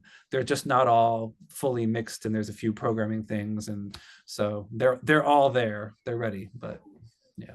Awesome. So Awesome. with Go ahead. all of that, with all of that you're working on for the end of the year, are we going to see another installment from the Nutcracker Suite? Oh, I love that you asked that. I thought nobody would care. I Um, love those. Thank you. Thank you. I have one that last year, after I finished last year's track, I started on the next one because I was so excited about it. So I have a little time put into that one. I would have to stop for a month and do that, and then come back to the record. And it's been tearing me up a little bit because I could probably still get one out by Christmas if I stopped right now and I did that. I'd probably have that one ready. But then the record's even further into 2025, and I've been having trouble putting like the value on it. I'm like, because the Nutcracker song will be there. I could definitely put it out at the end of 2025, no problem, right? I'll have time next October to do it. So I don't know if I should sit on it or not. I'm building towards putting a whole Nutcracker record together. I've got, how many do I have? 5? I don't remember. Yeah. So I figured I have to get to at least 8 before it's a record. So I'm gonna do at least 3 more, and then I'll put them all together. But yeah. Okay, Brian well, just so by the way, masters those. and just so you know, my 2 favorite songs from the Nutcracker Suite are The Waltz of the Snowflakes. Okay. And how is it said? It's Mother Guillaume, it's Mother Ginger. Oh, okay. It's very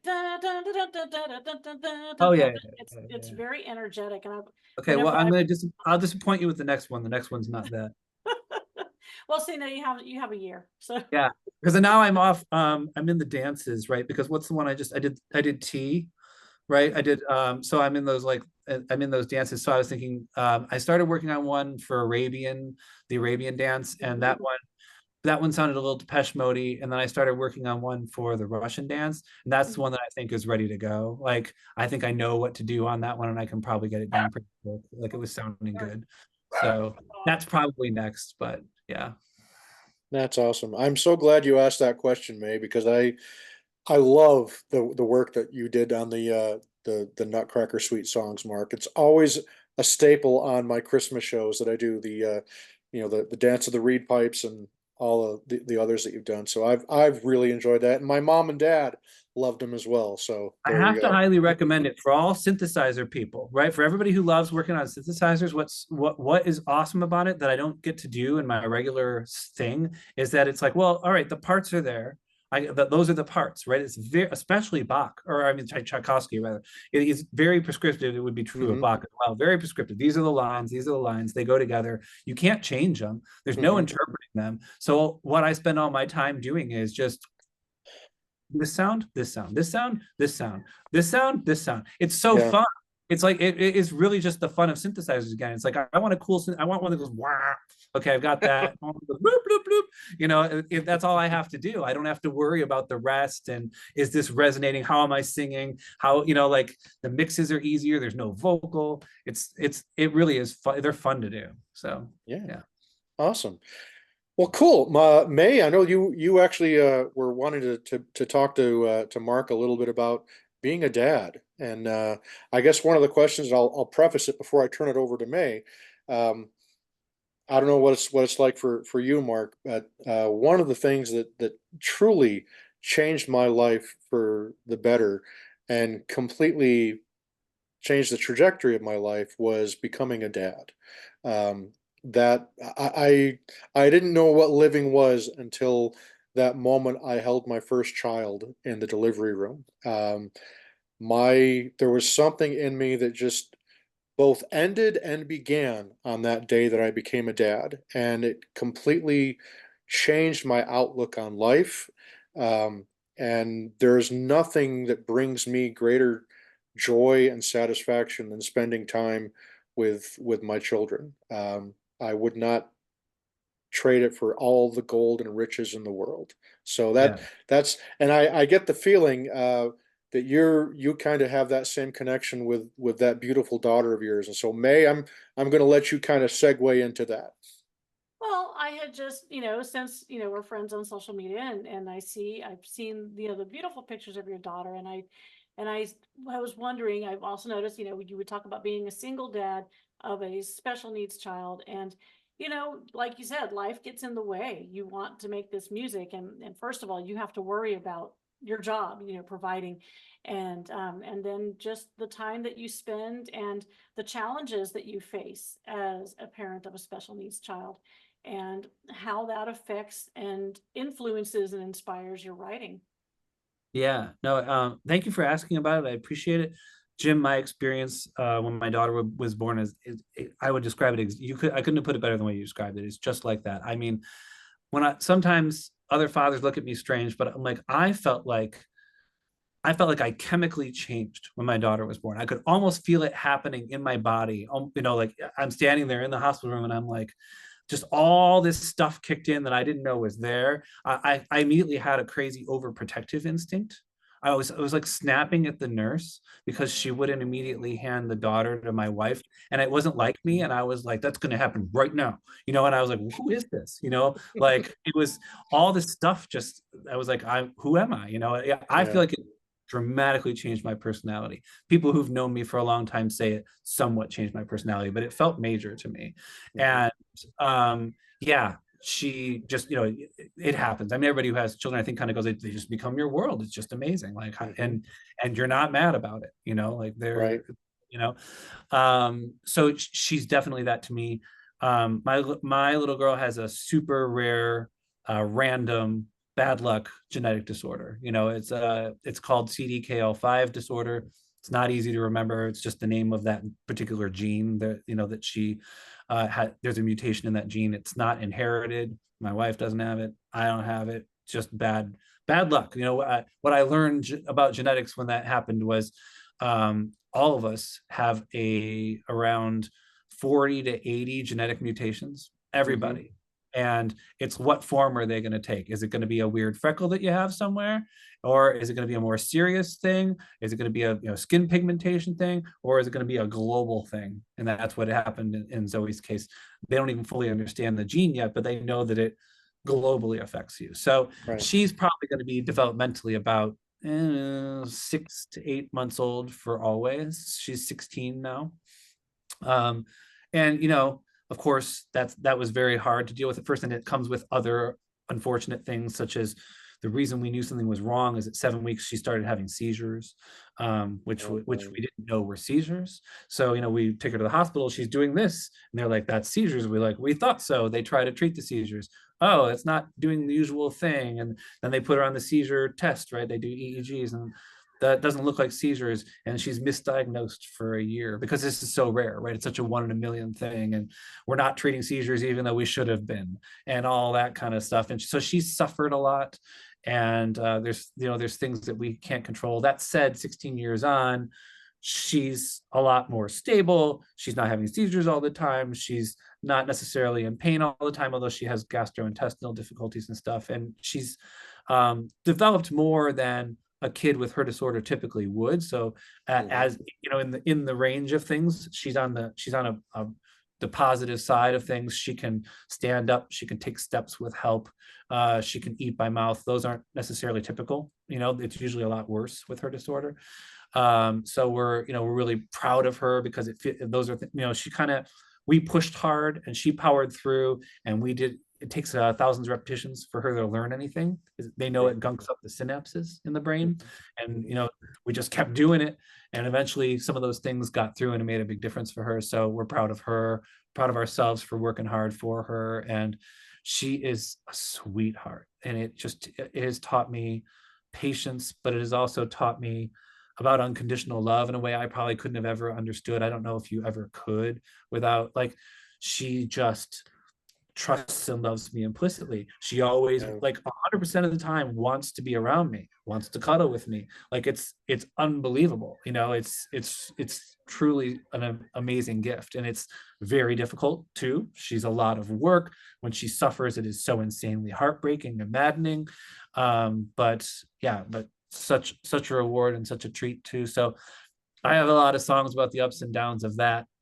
The entire ASCII Cupcake EP is about her, because that's when I was going through it and her diagnosis. I don't even know if I even knew if she had had a diagnosis yet when I had written those songs. I just knew she was suffering and it sucked. And so yeah, but it trickles into my music still. I don't always write as directly about it as I did on that EP, but it's in various places. So yeah, it's always under there. But it's also amazing what you adjust to.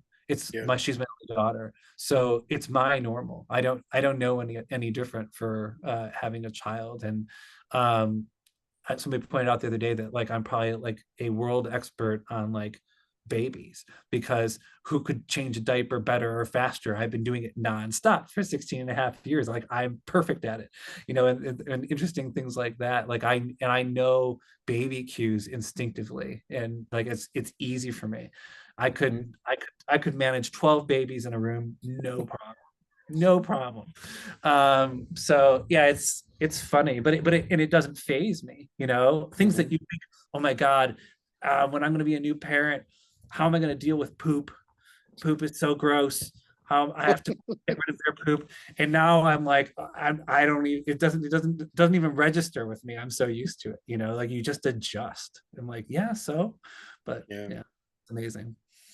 Yeah, I've really enjoyed seeing the photos that you've shared on social media with you and your daughter, and just so much respect for what you do and for the situation that you have. Again, hats off to you, truly. I can tell just by what I see in those photos, just how much that unconditional love and bond is there between you and your daughter, and that is truly love. That is true love. That is just it's a such a beautiful thing to see. Um, and I'm so grateful that you've shared some of those photos with you and your daughter. And because again, a lot of people see me, in person, I'm a big intimidating guy, but at heart I'm a big teddy bear. I'm a big softie. You know, my wife and I watch Downton Abbey together. So it's like, but it's like being a dad. Truly, I can't think of a greater blessing and gift that I've been given, than to have the children that I have. And like you were saying, that change that I felt all of a sudden when I had my first child, I paid more attention to the news whenever there was a news story that would come on about children that had been abducted or harmed in some way. And I remember before being a dad, yeah, those stories were sad and oh, they're heartbreaking. But when I became a dad, I really could feel, gosh, I can't imagine what that's got to feel like. And like you were saying, it was like an actual chemical change of some kind that happened that moment that the nurse handed me my son, my baby boy. And there was just a bond that words just can't describe how beautiful and how special that is. And Yeah. so yeah. Yeah, no, we're completely on the same page. And I just for the record, for clarity, my ex is a really good co-parent. So I am a single dad, but like we we go back and forth, right? So 50-50. And so she's got her mom in her life too. And we thank goodness we're still friends, and we actually every Sunday we come together. Zoe likes the mall, and we run her through the mall because she likes to go fast on her wheelchair. We do that together. So she's still got both of us. So I'm lucky, she's lucky that it's that she still has all of that. But you know it's still just me, on my days and all that. So single dad in that way. I just didn't want to paint it like I was all by myself. Like you were all by yourself. Well, Yeah, and of course I wasn't exactly sure, just because we see what we see on social media when we're yeah, scrolling by and stuff. But the yeah. one thing that I do see very much so when you share these pictures of Zoe is that she has got so much light in her eyes and her face. Her countenance is just one of someone who is very loved and has just this, she just radiates love. So And I imagine, if you Yes. will, I mean, yes, she doesn't have a full understanding, but she's never known a single person who's ever like not been good to her, right? So that's how she looks at the world, and she's good to everyone. But like, I knock on something, unless something happened at school, she's always been, just treated wonderfully. And that, so I think she gives that back. She's happy because people have been happy to see her and have treated her well, and that's been her experience, and she's never seen anything else. She, like, truly, she hasn't been made fun of. It hasn't happened. Like she hasn't suffered any of that stuff that like regular kids would have to suffer. So I sometimes I think about that, and I'm like, yeah, she's lucky in some ways too. There's good stuff there for her. So That's great. Well, sons are awesome, but daughters are a little more special. I'm fortunate to have a daughter of my own, and I can tell you she's trapped between two brothers, and but she still manages to rule the house. So so that's awesome. I will always have an extra special place in my heart for my daughter. My daughter is more like me than I think either of my two sons are, because my daughter, she was obviously born in Utah, but she has that New York attitude. It's like that's the part of my family that she got. She got my blue eyes. She got her mother's intelligence, thankfully, but she got that New York attitude. So yeah, special bond between dads and daughters for sure. and I was gonna say, they say, I don't know if it's like clinically true or whatever, that daughters tend to model a little more after their dads and sons a little more after their moms, Yep. just as an overall rule. So there's probably a little something to that, but I don't know if that's 100%.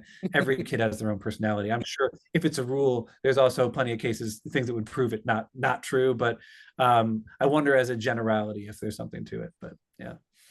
Right on. now I'm having to think about my girls because they're both very individual, unique people, and um, just yesterday Kevin was telling Nina. So my big bragging point is my 21-year-old just became the first ever female president of the campus men's organization.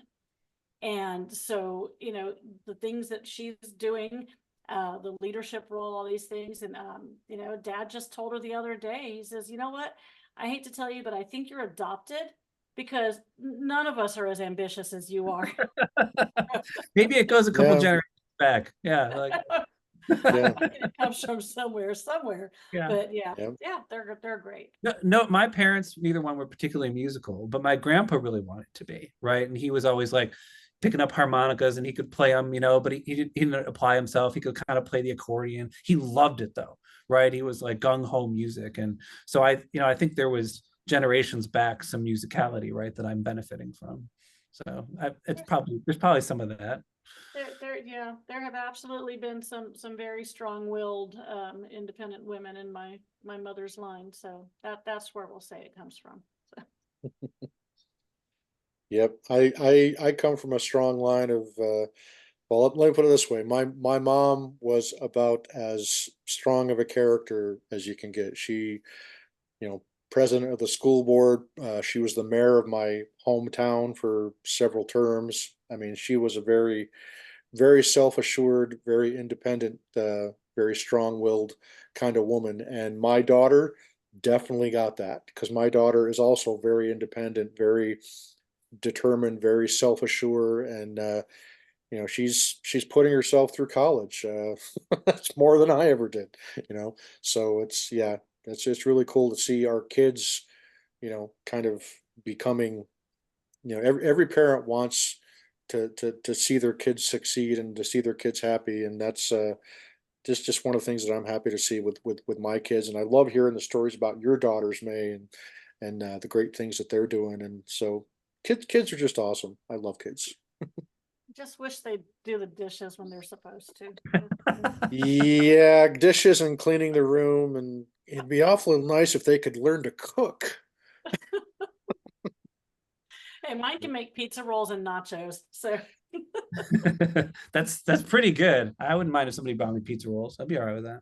So that then begs the question, Mark, do you like tacos? Of course. Oh, Yes. Yeah. okay. And I have as an adult just in the last handful of years, this is very unfortunate, developed something of an intolerance of corn. It's driving me crazy because it's in everything. oof, So I'm having trouble with the old hard shell taco, but I still enjoy a flour soft shell taco. And I like all the taco ingredients. And there's a place in LA that I won't go to LA without going to called Tacos Por Favor.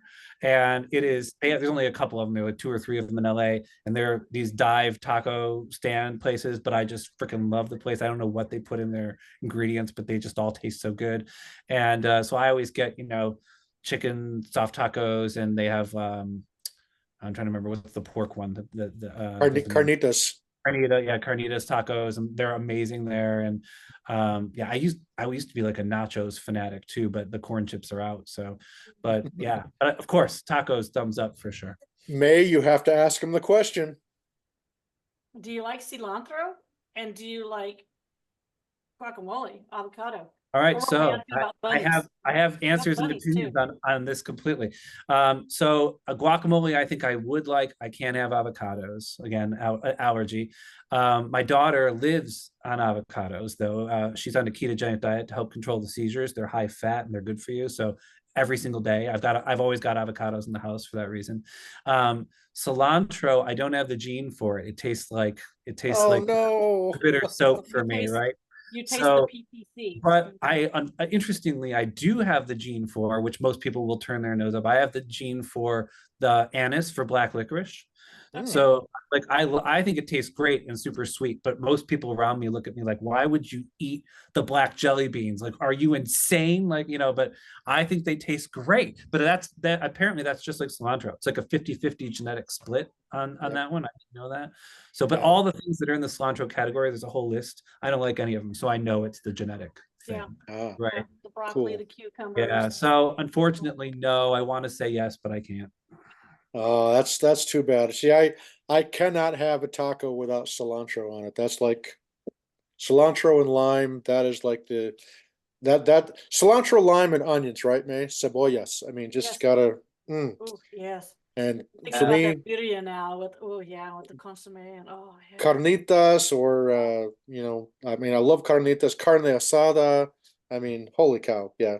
Anybody that knows me knows that I mean, tacos are like my thing. I mean, I had no idea. right? Who knew? You know what my latest thing is that I've been finding here and there, and it's like these little, tent kitchens that set up outside the bars, is brisket grilled cheese sandwiches. Ooh. This is the latest thing I'm discovering, and then I'm seeing it more and more at different restaurants. So now I'm like, I want to try your brisket grilled cheese sandwich because I want to know if it's as good as the I don't see guy why that that's wouldn't work. outside. That just kind of makes sense, right? If grilled cheese and ham and grilled cheese and bacon and all these things, those are good. Why wouldn't grilled cheese and brisket be? Of course, it's going to be good. I'm Yeah, confident. yeah, Yep. Yeah. So straight up. that's the latest. That's awesome. Well, Mark, thank you so much for taking time out of your busy schedule to have this wonderful conversation with May and I. It was great to get to learn a little bit of your backstory and revisit some fun and fond memories that I certainly had of your music and the times that we did one or two shows together. And just so exciting the fact that you're still making amazing music. And I gotta say again, the new music that you have is just, it's the best you've ever done. You just keep, you're like OMD. You keep getting better as the years go on, and the new music you're releasing is even better than some of your more beloved songs from decades ago. And it's so surreal that I can say decades ago with your music, because we're coming up on almost 30 years since I've been listening to your music, and it's been such an absolute joy and pleasure that your music has brought into my life. And for the soul of synth pop, I know my listeners absolutely love your music. Every time I play one of your songs, I always get amazing feedback from my listeners in the live chat and from private messages that people send me. So you told us you've got the album coming out, which again is called Fade Resistant. Yeah, fade Right, resistant, like a fade resistant fabric or something, right? Yeah. right on. And then of course your current single is called Let's Stay Inside, and then Overblown, which for me, front runner for song of the year. But your Mark, how can people find your music? What's the best? Where do you prefer to send people to check out and buy your music? Well, I mean, I'm good with anywhere, right? It's on all the major platforms, Apple Music, Spotify, all that kind of stuff. I'm on Bandcamp, like all good independent bands are. That's a great place to purchase music if you want to make a contribution. I've got a website, cosmicity.com, Cosmicity, because nobody can spell it. So yeah, all that stuff is good, but anywhere you find it is fine with me. And if I can, I know we're running out of time. Two quick stories that I forgot to tell. One is Sure. Let's Stay Inside, written during the pandemic, but also it's a constant thing between me and my longtime girlfriend I've been dating for many years, Patricia, and I. She's an extrovert, I'm an introvert. So she's always like, hey, would you like to go to the party? But I'm like, I really don't, it's like, it's a constant thing. You want to go to the big, no, not really. Let's stay inside. I've got all this great stuff. And that's how that song kind of evolved, because it's a constant conversation. So please don't ask if I want to go, like came right out of me literally saying that to her one day. And I'm like, that's kind of the button on that. I got to write that down. So I thought that was a fun story to tell. And it amplified by the fact that I actually got a little bit of, I stayed in so much during the pandemic. I was so worried about my daughter getting sick because she's so susceptible, getting COVID, that Right. I never left. And when I did, it was Mask City N95. And so when I finally had to go back out into the world when it was ending and my work was like, come back to work and stuff, I had to go into therapy. I couldn't do it. I was too scared. Right. So that it kind of came out of that too. So that's what that song is about. I forgot to tell that story. And then the Pete Hammond remix, I have to give credit again, one last time, to David Humphrey. That wouldn't exist without him. He's been my best friend for a long time, but he really is an important piece of Cosmicity. He follows that scene. He reached out to Steve Rodway, who was Motivate, to do a remix, and Steve couldn't do it, and he reached out to somebody else. I'm forgetting all the amazing people that he talked to, all these super producers, that made all that music, that are connected to Stock Aitken Waterman and all that. And one of them was like, you should reach out, to Pete Hammond. He's more open. And David did on my behalf, and he sent him the demo of Overblown, and he's like, will you remix this? He did it. He put it together. And he asked my permission. I'm like, yeah, if Pete Hammond will remix it, I want the remix. So he made that happen. So I had to give him credit for that. Okay, I'm good.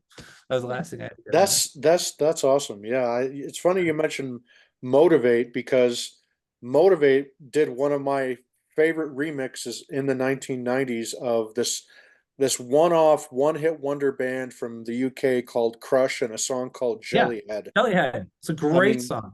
the the Yeah. the Motivate Pump House remix of that is just like one of the greatest remixes of all time. I'm about to And make this whole interview go full circle. Are you ready? I used hit to me, name hit me. when I got my keyboards, I used to name them, right? So my very first, the VFX SD that I mentioned, that was named Vince, right? Mhm. And the sampler, it might have been named after Martin. I can't remember. Okay, but then for sure the Nord lead, it's named after Steve Rodway. His name is Rodway because I was like, I want more of those juicier sounds like Motivate was putting in. He also, if you haven't heard it, he did a remix for Saint Etienne around that same time. No, I had no idea. Yeah, and it's very similar to Jellyhead, but it's maybe even better because Saint Etienne's their songwriting is pretty great. So Right. see if you can dig that up. I'm trying to I can't remember the name of the song, but it's really, really good. So check that out. Cool. That's Yeah. awesome. So one final question for all the gearheads that are out there. What are some of your favorite synths right now? Like do you do more out of the box like Are you ready to be software? disappointed? Are you ready to Let's be? Here lay comes it on me. Lay it sad on me. trombone, sad trombone.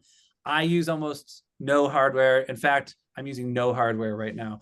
I have it still. I still have that Nora lead. I still have a couple of my favorites, but I just especially after Zoe was born, I was like, I probably can't do music anymore. I kind of decided that I wasn't going to when I had kids. I kind of stopped, and then I needed to get it out, right? Things that were going on, the songwriting couldn't stop. So I was like, when am I going to do this? I can't be in the studio. I'm always taking care of her. She was particularly sick at the time, right? It was seizures and vomiting from not being able to eat right and all these things. And I was like, I'm in the hospital all the time. So I was like, I'm going to have to do this bedside in the hospital on a laptop. I have to do it. And so I got a laptop, the maxed out one that I could, and I just dove into soft synths. And I'd never really used them before that. I'd always been, hardware. And I kind of never looked back, even though I didn't love the sound of the soft synths on that first record. They've gotten so good now that Right. I can just dial things up so quickly, and I'm portable. I never sit in my studio anymore. I'm wherever I want to be. I throw headphones on in my office at work. I'm wherever, and I'm like, yep, I'm working. Here it is. So everything's so I have to go software synthesizers. I can't talk about hardware. I use a lot of Diva, UHE Diva, even though Oh Diva yes. lives up to her name and gobbles up processor. It's worth it. I trying to think what are my other go-tos. I mean, I use a lot of the Arturia plugs. I've got pretty much all of them. So those Cherry Audio ones are nice. I've used a bit of those on the new record. Not I only have 3 or 4, but I have used them here and there. One of my little secret weapons is I'm not going to remember the name of it. Crud, because it's so obscure, nobody uses it. Secret. Yeah, well, I would have ruined the secret. Maybe I'm not meant to say.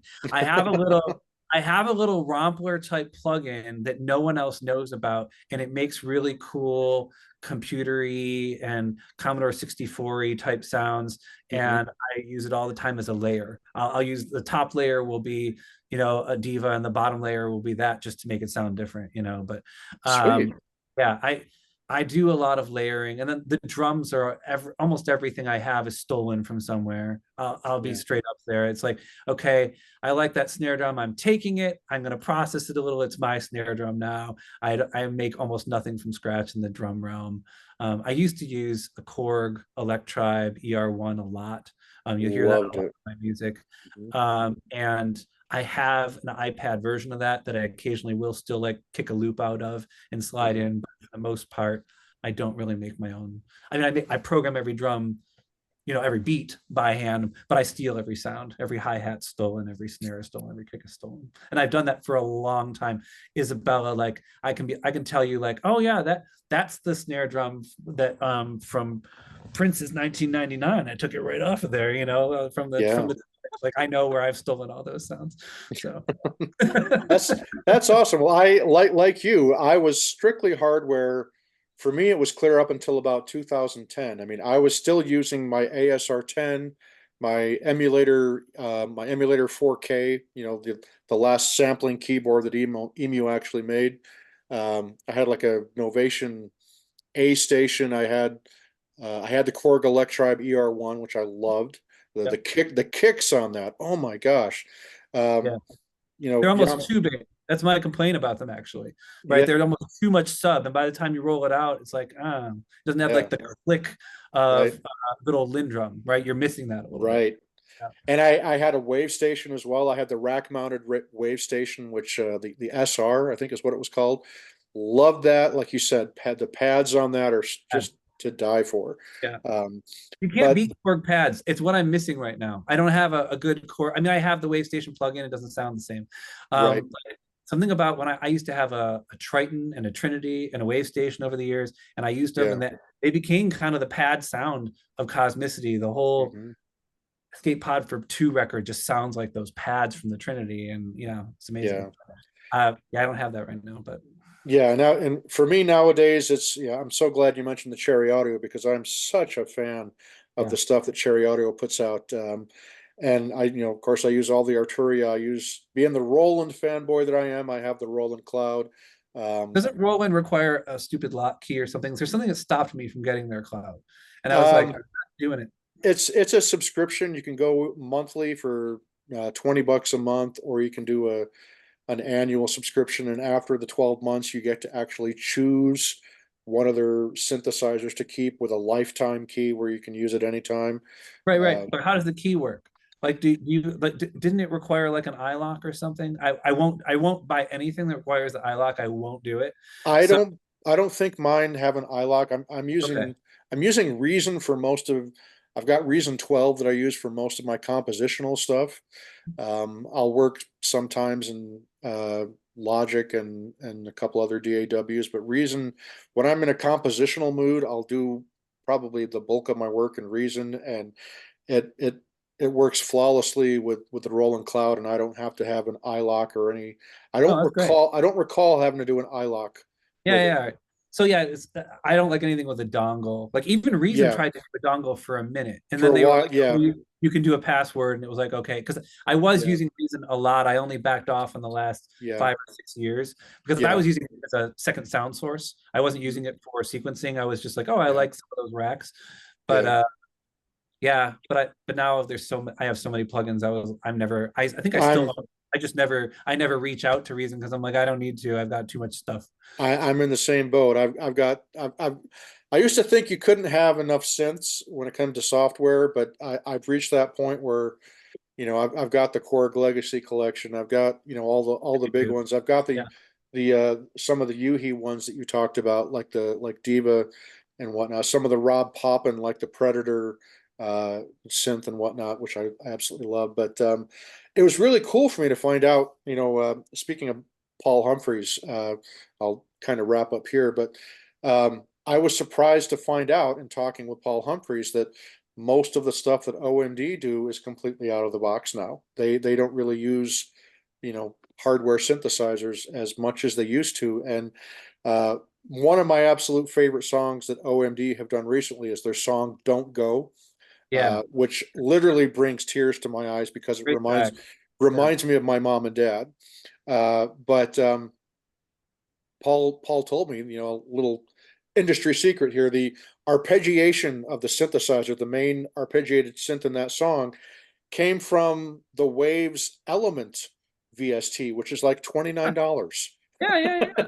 You know, I have I have that VST and I used one sound from it on one song on my upcoming record, and that's it because I was having trouble. I just didn't want to dive in and learn how to program it. I was like turning knobs and I'm like I don't fully get how this works and I don't have time to learn it. But right? there's one that I'm sure I could, but I'm like I got so many others. Let's move on, Yeah. but it's got a cool sound and I like that's Oh why I yeah. had to use the one. But that doesn't surprise me. I like the sounds that it makes. It's Yeah. I mean, $29. I mean, that's part of the reason why I love the Cherry Audio stuff, because most of their synths, are well under $100, and you can use them as standalones as well. And you know, that's it's just been so nice. I mean, literally, I'd say probably 95+% of everything that I do when I compose stuff is strictly out of the box. It's all software and virtual based, and I'm addicted to it. I love it. I mean, I'll still occasionally hook up one of my hardware synths. I've got the Roland System 8, the Juno X, and the JDXA, which are especially the JDXA. The JDXA is this analog and digital hybrid. It's got a 4-voice analog engine along with this absolutely monstrously amazing digital engine, and you can layer them. I mean, you were talking about layers a short while ago. Same thing. I mean, I love I love doing that, and that's one of the things that I learned years ago, is that some of these great iconic sounds came from, Alan Wilder or Paul Humphreys or Chris Lowe layering these different sounds together to get this really humongous, gorgeous, lush sound. And so yeah, I'm I've all learned about that that. so much more in the last 10 years than I ever really understood before. right? Yeah. I didn't really get it. Now I'm finally starting to get it. And the thing that helped open my eyes to it was the Nutcracker tracks, because I was just like playing with synths and it was easier. I'm like, let me try this one. Let me try this one on the same parts. And then I'm like, well, what if I leave those two on? And then it started like clicking. I'm like, oh, there's a lot of power in this. And I started doing it more on my, like, I don't know why it didn't dawn on me. Part Yeah. of it was we used to have polyphony limits, right? Back in the Right. 90s. Right. So we couldn't quite do that. We weren't bursting with synthesizers, and there was only so many tracks you could put into your mixer, and it was more complicated. But now it's so easy. Yeah. There's no excuse. It's like, yeah, try another layer. Let's do it. If you talk to Paul again, you have to tell him what a massive fan I am. I haven't talked about them as much as some of the other like top 5, synth pop, but they of course are. And I love them because I covered Block Block Block like way back when. Yes. And so I just, by all means, if you want to go, hey, I talked to somebody else who worships OMD. Like still wearing the t-shirt to this day. I love them. So Right on. Right talking loud on. and clear, talking loud and clear. I think about that whenever I'm writing little synth parts. I love the way those two opening lines layer together. And I'm like, whenever I do a little counter melody, I'm like, yeah, but what would OMD do? They'd have another one underneath that would doing a little something different, but still related. Like I think about that all the Yeah. time. Yeah. One of the best pieces of advice that Paul gave me in regards to composing a song, and it's something I still can't do, is Paul's like, don't, just because you have all these amazing synthesizers at your disposal, don't feel like you have to throw every single one of them into the mix. He's like, go back and listen to a lot of the classic, early OMD songs. They had, like on Enola Gay, they had one synthesizer. Right. And, it's like once you get into the later 80s, yeah, they're using the Fairlight, they're using some of these other songs where there's more sounds. But, one of the traps that I fell into early on was when I started doing the software stuff, I was like, oh my gosh, I now have all these, great classic synthesizers that I wish that I'd owned in hardware form. So I got to put a Jupiter 8 on here, but man, I also really ought to use this DX7 and this D50. And oh yeah, what would sound really great here is a mini Moog bass. And it's like, Yeah. Jim, stop it. And so Paul was like, don't feel like you have to, use 100 different, he's like, your basic track shouldn't have more than, you know, 4, maybe 5 synthesizers, and just find ways to fill up that space with effects, like with delays and chorus. And I tried it on one song, and oh my gosh, it made all the difference in the world. May, my Oppenheimer's Lament song. That was one where I used a Mellotron, I used a Mini Moog, and there was I think the Fairlight. The Fairlight was the only other one. So 3 synthesizers, whereas Sway, where I'm literally using 17 different hardware and you know software Awesome. synthements. So yeah, that was one of the best bits of advice that Paul gave was don't overload your track and muddy it up with, just because you have all that gear doesn't mean you should try to use Yeah. all of it.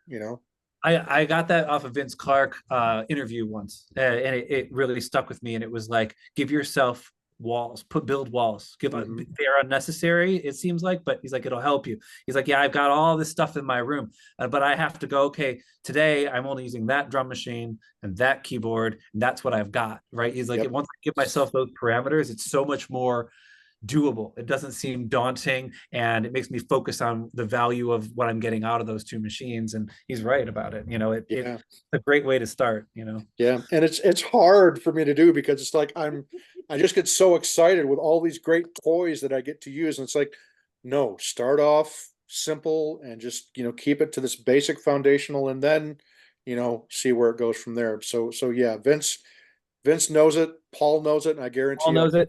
all of our other. That's why they're the best, right? They That's figured right. it out. Yeah. Yep. Yep. Right on.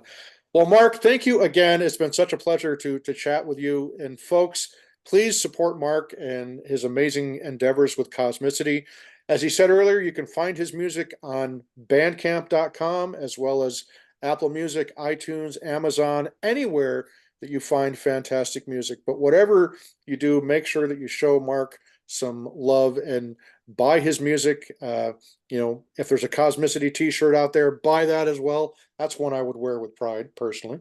But we're again, Mark, we so appreciate you sharing these last 2 hours with us to talk about this wonderful art machine of music known as Cosmicity. And I've said it before on my radio show, and I'll say it again. We are all the richer for your efforts with Cosmicity, and thank you, truly, tip of the hat for this 29 years of music that I've had, enjoying your music. It's truly inspired me, and it's been a privilege and an honor to get to know you as a person, and just to play your music on my show. So you're just an awesome guy all the way around. So thank you.